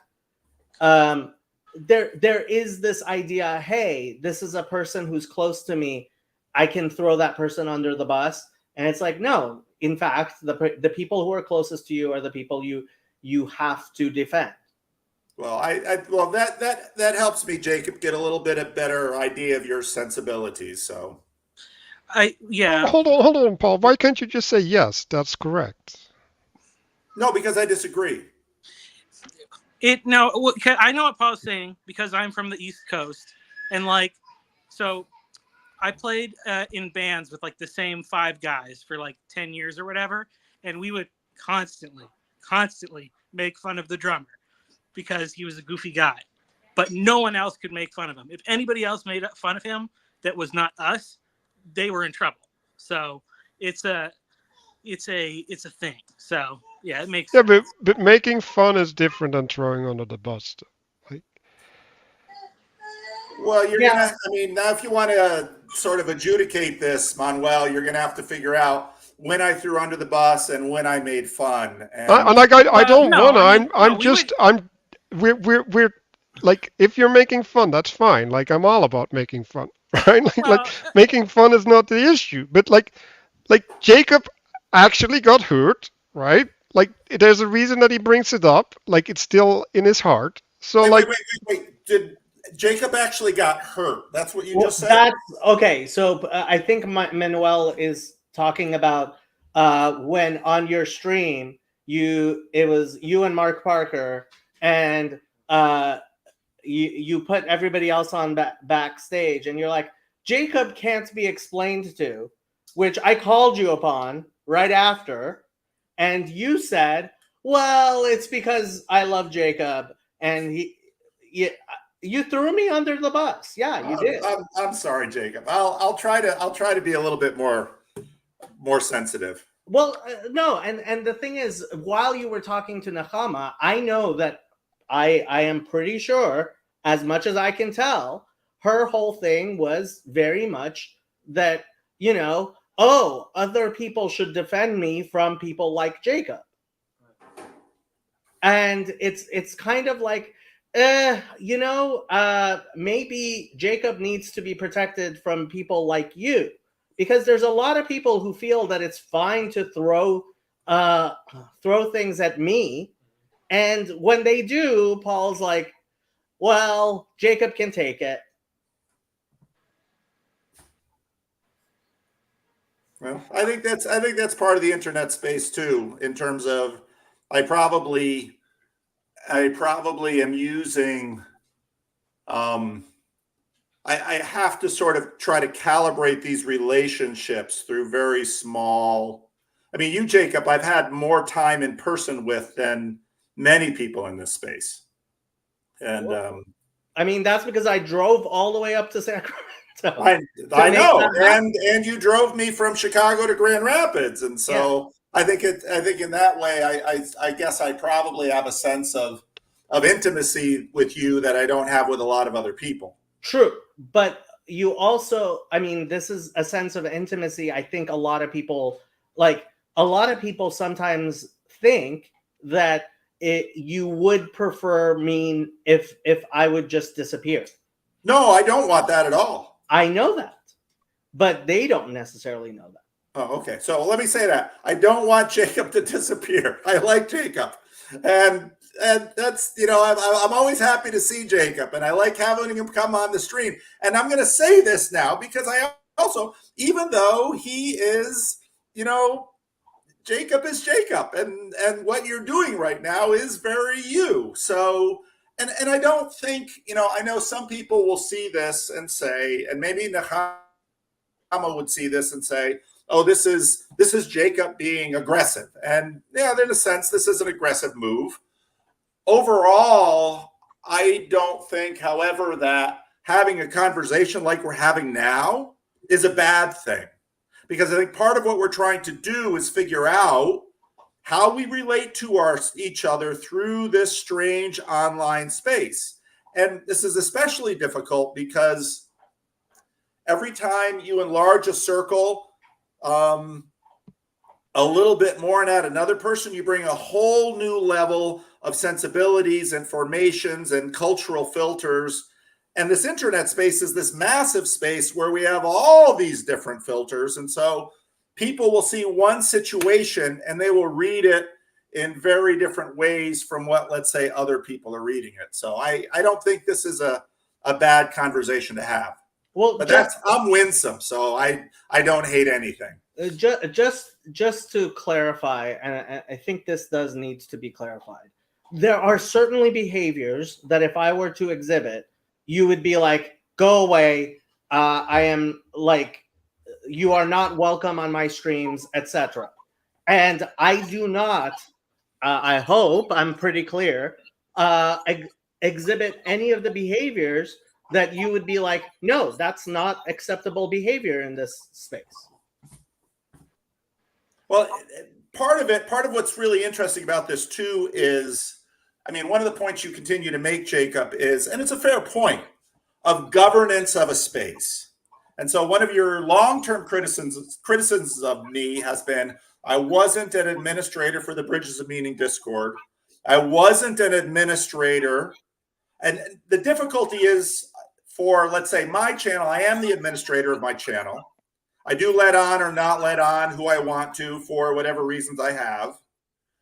But the TLC is, in a sense, a commons, in that, I mean, you can have live streams and have guests on that maybe I wouldn't even have on. And I can have live streams and guests on that maybe you wouldn't have on.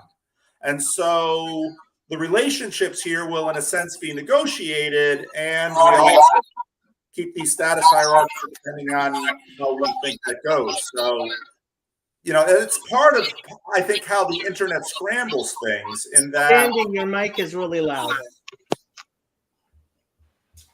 Part of how the internet scrambles things is, okay, we're all bringing these different sensibilities to a common space, and we're trying to negotiate this. And so, for example, if you would say to me, Jacob, I don't want to talk to you anymore, Paul, because you talked to Nechama and she wouldn't let me on the live stream. I mean, you could say that. I would be very sad about that.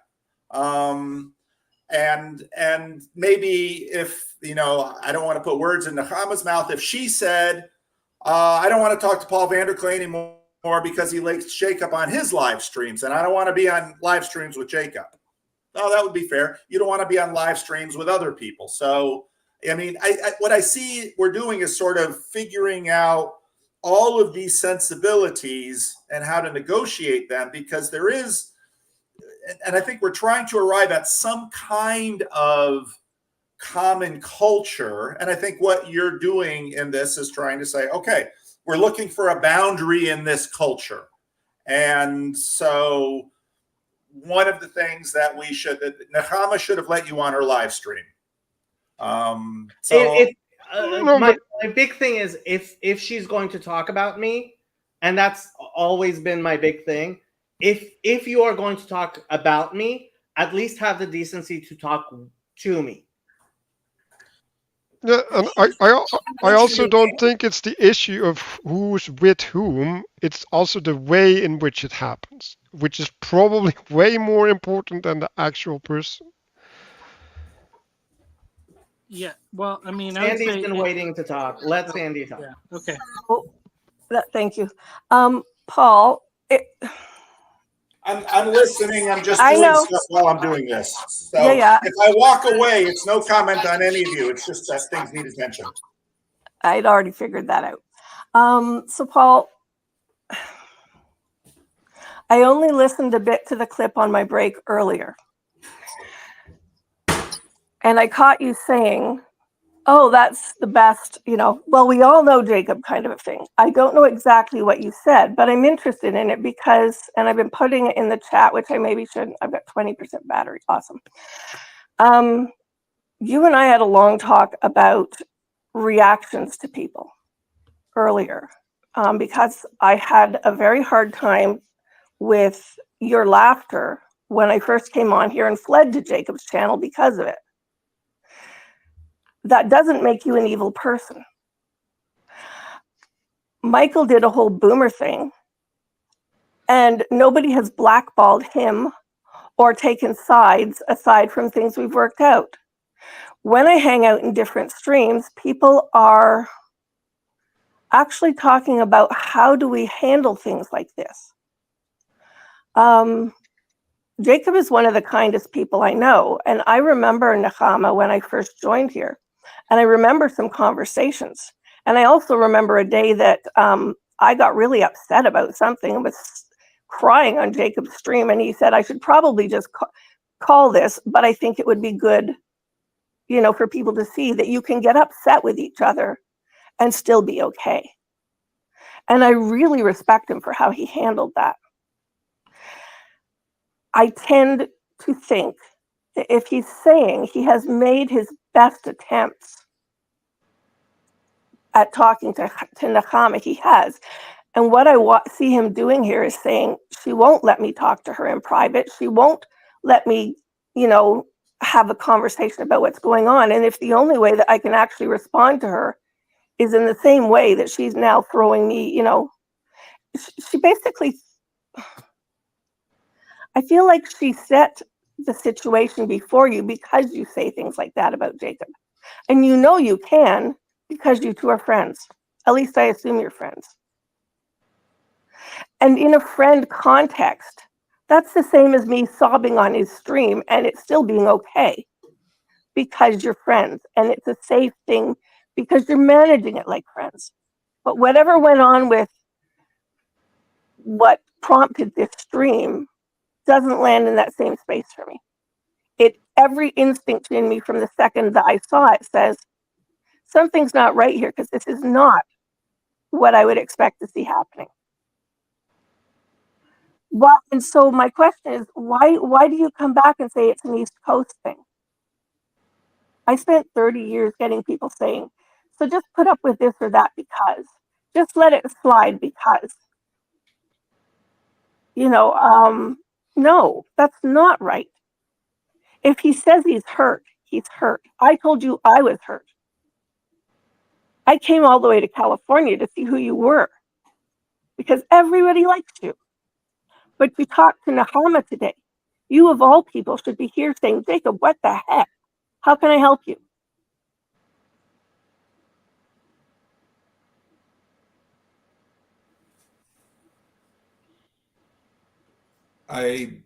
Jacob, are you hurt? I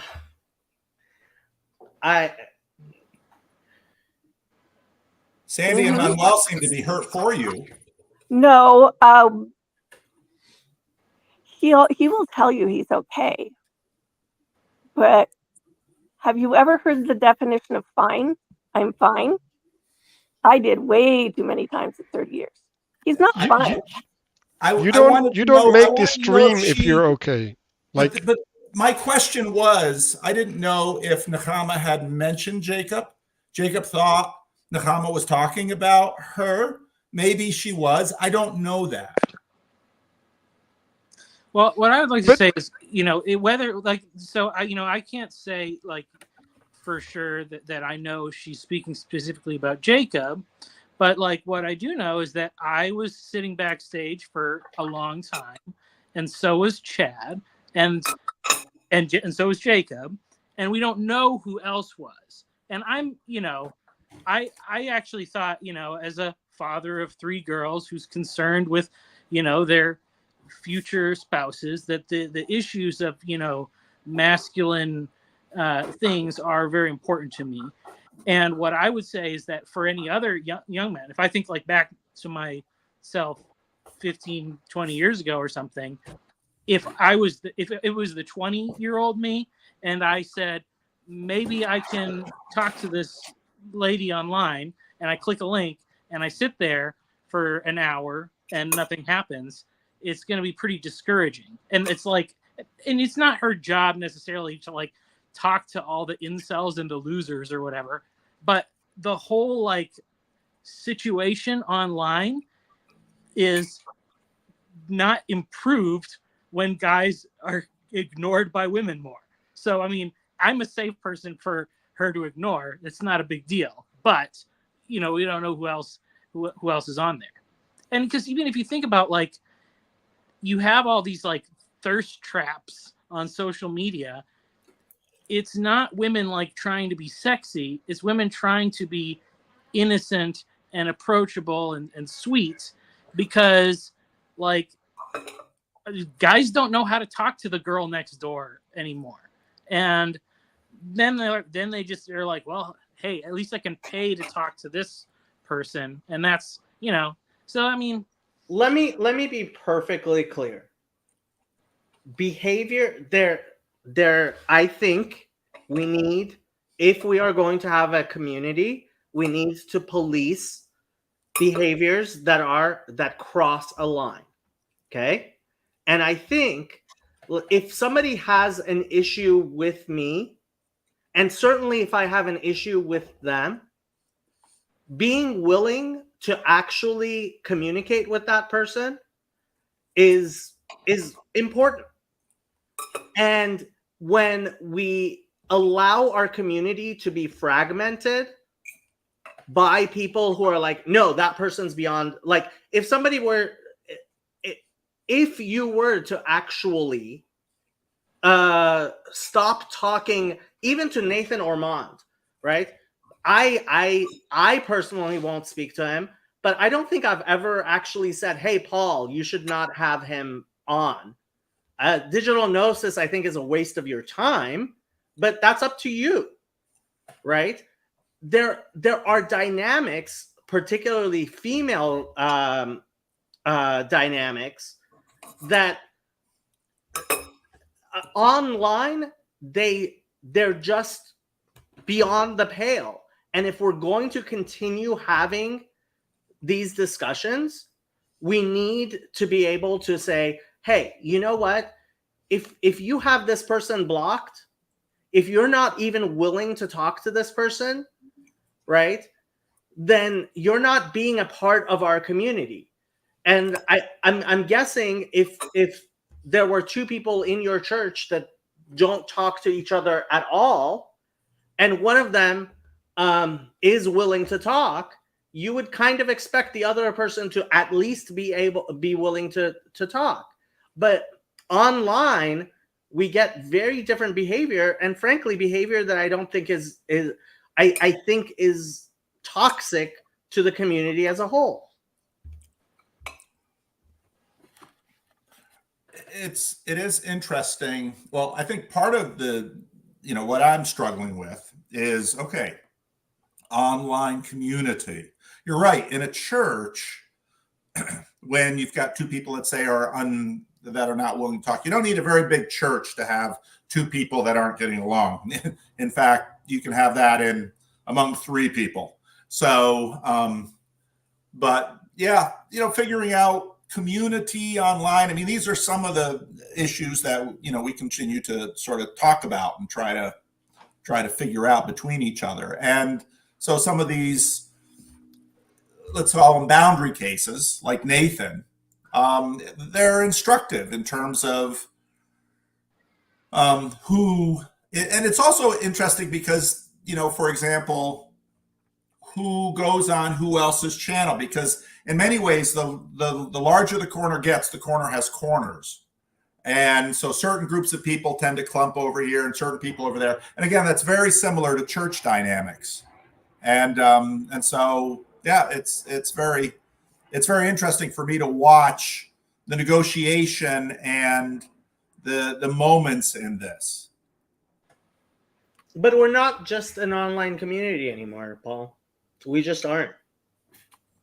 Well, but that's, again, part of the really interesting thing, because there are, Verdonk will be the first one to say that TLC and Estuary are very much like this. Because there's lots of people who participate in Estuary that are never going to get online with any of this. Then there's lots of people participating in TLC that are never going to be in an in-person Estuary. And so these, and so it's interesting to me that this sort of blows up after a live stream. And, because still fresh on my mind is the in-person gathering that we had. And, who comes to that, who doesn't come to that, the priorities, all those kind of things. One quick question would be, how do you define, he's gone. Oh no, Michael's gone. How do you define online, like these things? Because like I'm hanging out a lot in voice chat in Bridges of Meaning. I've just joined a book club somewhere else. I know if I whatever I've said to you today, if I hop in there tomorrow morning and I've crossed a line, somebody will challenge me on it. We're not, and people were talking about and people are talking in the moment. People in the Northwest Estuary were popping into the voice chat during the weekend, just for a 5-minute hi, let me share. So it's a mixture now, and I think that's what we're trying to point out to you is it's a bit of a crossbreeding. It's not just two things separate. It's a little more than that, and for what I see even in other even in email places, there's little crossbreeding. Maybe intentionally so. And I think it's not a bad thing. But I think we need to, I know for myself, I would prefer, early on when I was on break, Teo was telling Jacob his thoughts on it. I pop in there and Teo's there tomorrow. We'll discuss differences of opinion. That's healthy. But what we're doing about what happened today is the opposite of, it's the reverse of that. It's the not healthy version of that.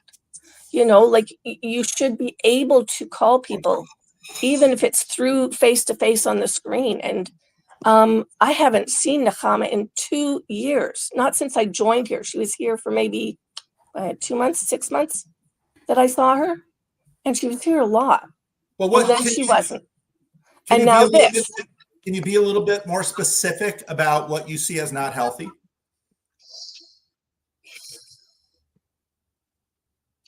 Okay, so I mentioned earlier about the boomerality thing and the Michael's thing and Mark. That had the potential to go this way. So what happened behind the scenes to not let it blow up? Because there was emotions happening around that. And I don't know if you see them. Well, I can't see everything, that's for sure. No, because you're not but in what- some of the side things that other people are. So Mark took the Boomerality video personally, and it kind Very. of a little bit was. And what we tried doing together, and I hope I was more helpful than harmful in that, was helping Mark understand, well, it wasn't just Well, and people help in Mark Princess Amina. understand what was going on and help him kind of come to terms with everyone.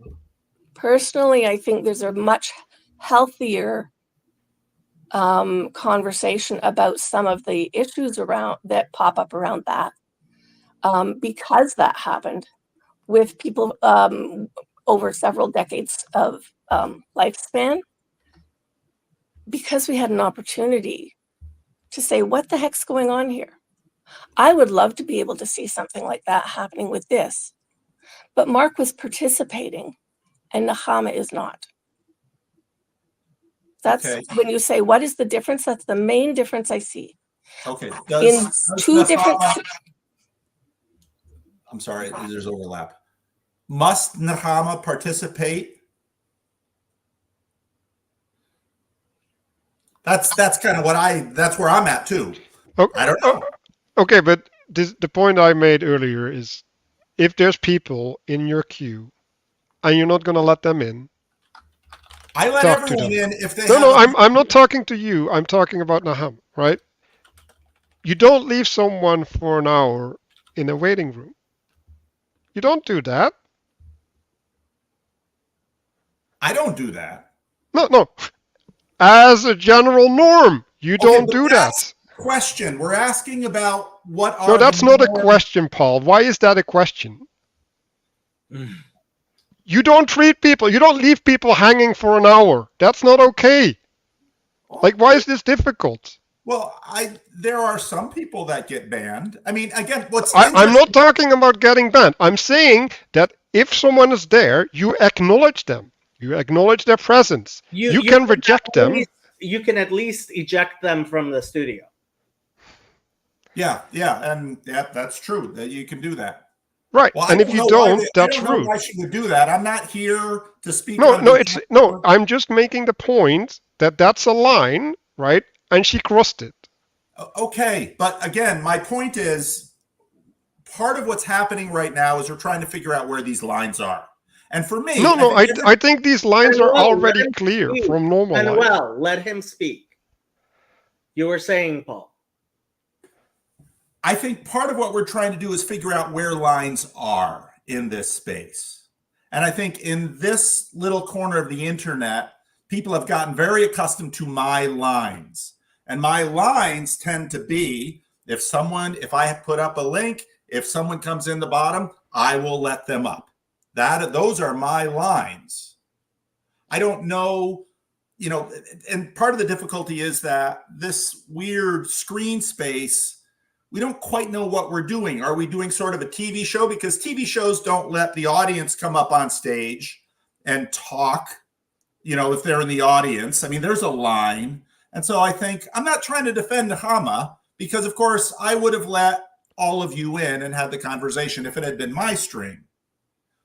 Now, but where this is interesting for me is because a lot of what she was talking about was the question, what are these lines and where are these lines and where should these lines be? And so I think that's a very valid conversation, because I think we're sort of figuring that out. Like, for example, I'm trying to, so I'm setting up this event with my sister in my sister's house. She has some lines about, because this is her home, and she's had experiences before. She has some lines about, well, do I get a chance to say this person and not this person can come to the event? That's a really difficult thing, because it's sort of my event and her house is sort of a private space. And then I also have questions of, okay, this is an event that can fit 15 people. and it's in a personal home and it's a small space. And so cost. And right now, my sister and I are really wrestling with the cost in terms of, okay, what should the price be? And so she's looking to, make her ends meet on the side of her thing. I'm trying to keep costs as low as possible but then we can only fit 15 people. And I remember Sam saying, boy, I don't know if you can do an event this size anymore. And I'd still like to try. So again, I'm trying to figure out where lines are. Yeah, but I think we need to make a distinction, right? Because you get to set your lines, right? Fine, it's your house, it's your struggle, right? Like there's no problem there. But when you do something, you need to take responsibility for the lines you set, right? You want to take that first, Jacob, or you want to? I just want to acknowledge Upcycle gave Okay. 100 euros, that's very Amazing. nice of you. As I have said before, I prefer people donate to Fountain of Comfort rather than my channel. But go ahead. But there's something else, and I think this is the more important part, right? Because you set your lines, right? You make your own table, and if people want to eat with you, they want to eat with you. If they don't want to eat with you, that's also fine. But if you do something, right, like publish a link with the implication, right, that the person that can find the link is invited, because else you qualify it, you say only these people can join or whatever.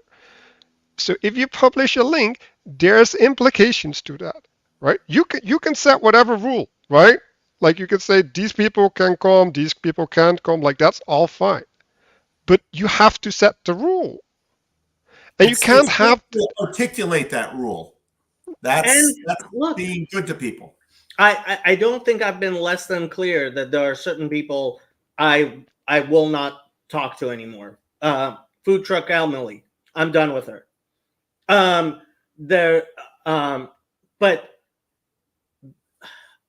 it's the passive aggression and shadow manipulation, which is what I thought I was, which is why I started this stream. And we can't allow that in our community. The passive aggression and shadow manipulation, it's gonna eat us up. Okay, now let me try and figure out where, because when you say we cannot allow that in our community, that is language from in-person, face-to-face communities, right? Because, for example, in churches have churches have discipline, and so churches have excommunication. Well, but parachurch places have conversations where they sometimes say, we should not allow XYZ behavior on said parachurch place. Well, I think Sam gets at it. By not allow, can't we make a live stream and call her out? And that's precisely what I did. And the other thing I would ask Paul is suppose I was in the back right now waiting to talk to Jacob and you. And I posted that or said something in the chat. Hey, I'm sitting in the back room. Is anybody else stuck in the back room? How come I can't come on? What would you say to him if you saw that? It depends a lot on what the conversation was about, because I've also been in Jacob's seat, and sometimes you've got a conversation going on in the room, and sometimes you want to sort of let people in little by little. So I don't know. Again, it's a weird space to be sitting in Jacob's chair right now, because I assume the person who's sort of both the host and, let's say, the producer of the show, and this is where things are different from church, has a desire to craft a show and a conversation in a certain way. So, for example, if I, often on Friday live streams, I might have a few people on initially, and we'll have those people on initially, and then I'll drop the link, and then we have more people come in. So, so we're trying to figure out what we're trying to do with these spaces. Now, again, I did see that Chad made a comment in the live stream that he had been in the back and was never let on. And, I don't know. Here's the thing. I don't know everybody's relationship with everyone else. And that's hard enough in a church, even a small church where you have 100 people or so around you. It's impossible in what we have going here. And so you sort of listen to things. And I frankly had zero idea. My assumption between Jacob and Nechama was that actually they had a good relationship, because I didn't know that. They had a good 2 years ago. because, they have some commonalities, but I didn't know that. So, and why she didn't let Chad in, I had no idea. But again, I didn't know. Now, of course, I would have let Chad in. I would have let Jacob in. But it's really interesting. Like, I didn't know, Jacob, that you and Food Truck Emily, for example, are not on talking terms. And so I'm curious, because you know StreamYard a lot better than I do. So if Food Truck Emily came into the backstage now, what would you do? Well, first let me say, Chezi, the eternal nice one, is trying to get us to play nice again. Elul lehitpalel im avaryanim. It is the month of repentance on the Jewish liturgical calendar, and at the end of the month of repentance, we pray with the sinners, and so that's. I think this sounds very in keeping with the month. I agree with you, but Chezi is even more winsome than you are. Look, if part of the reason I am no longer on speaking terms with Food Truck Emily is because several times I reached out to her. I said, hey, we should talk. And she refused. Look, and if she came up and she wanted to talk, there are very few people if they actually want to talk, okay, if we're going to actually go ahead and talk about what the problem is, I'm pretty much always open to that. Maybe a little bit too open to that. No, I believe that. I believe that because I know you, Jacob, and I believe that very much. And in church, you do have people that don't want to talk to each other. And here's a funny little thing. In church, you have people that don't want to talk to the pastor. The last thing they want to see is the pastor coming for a conversation. I've got to go back to the office, which means I have to drop this live stream. I have to drop out of this, but thank you. Let me say this. If there's anything I can do to mend the breach between you and Food Truck Emily or you and Nechama, I'm available. I'll say that. Okay. Okay. Thank you. All right. Okay. I have lots of homework to do. And I think we've spent more than enough time on this. And I don't think anybody else is going to give me $100. Thought about it. Only one way to find out, huh? In case anybody was wondering, regarding Food Truck Emily, she no longer has a Twitter account. I believe it's been suspended because she was so constantly and obviously glorifying all violence against Jews while claiming to be a pacifist. And if you want to go on my Twitter and see exactly what was some of the tweets which I found problems with, I took screenshots and they're there on my Twitter in the highlights. I try to be friends with people as much as possible. what I assure you is, if I have a problem with you, I will let you know.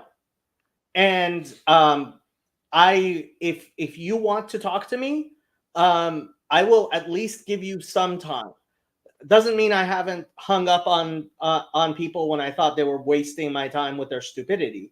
I have, but even those people that I've hung up on, if later they come and they want to talk to me, because I do believe this is a community and we need to be a community.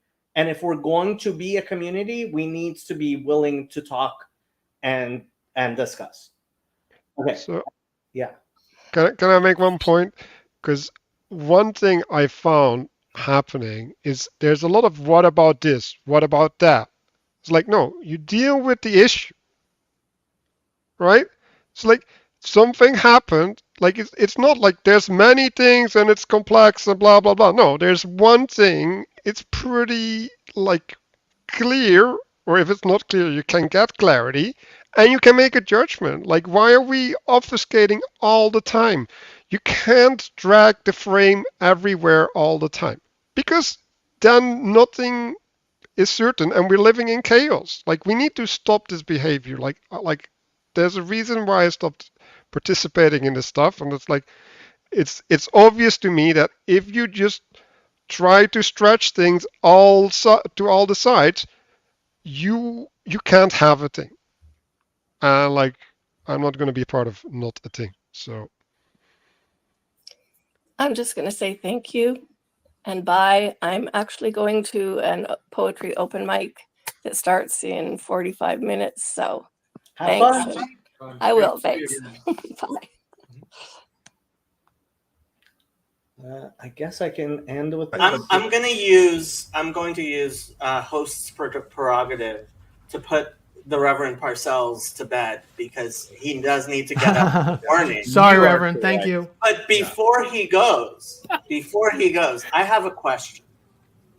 Let's say, God forbid, that I were to burn somebody at the stake for not being a Trinitarian, and I did not repent of that. Is that a salvation issue?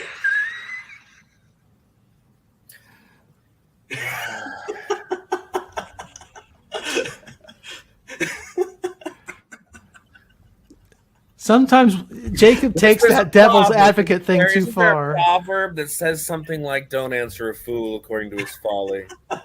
But there's a proverb that says, "Answer a fool according to his folly." There is. Exactly right. And I'm going to leave it to you guys to determine, which of those was applicable in this situation as I go. So, but anyhow, good. Thank you, Reverend. Good to Thank chat you. with you all. Thank you. Good night. The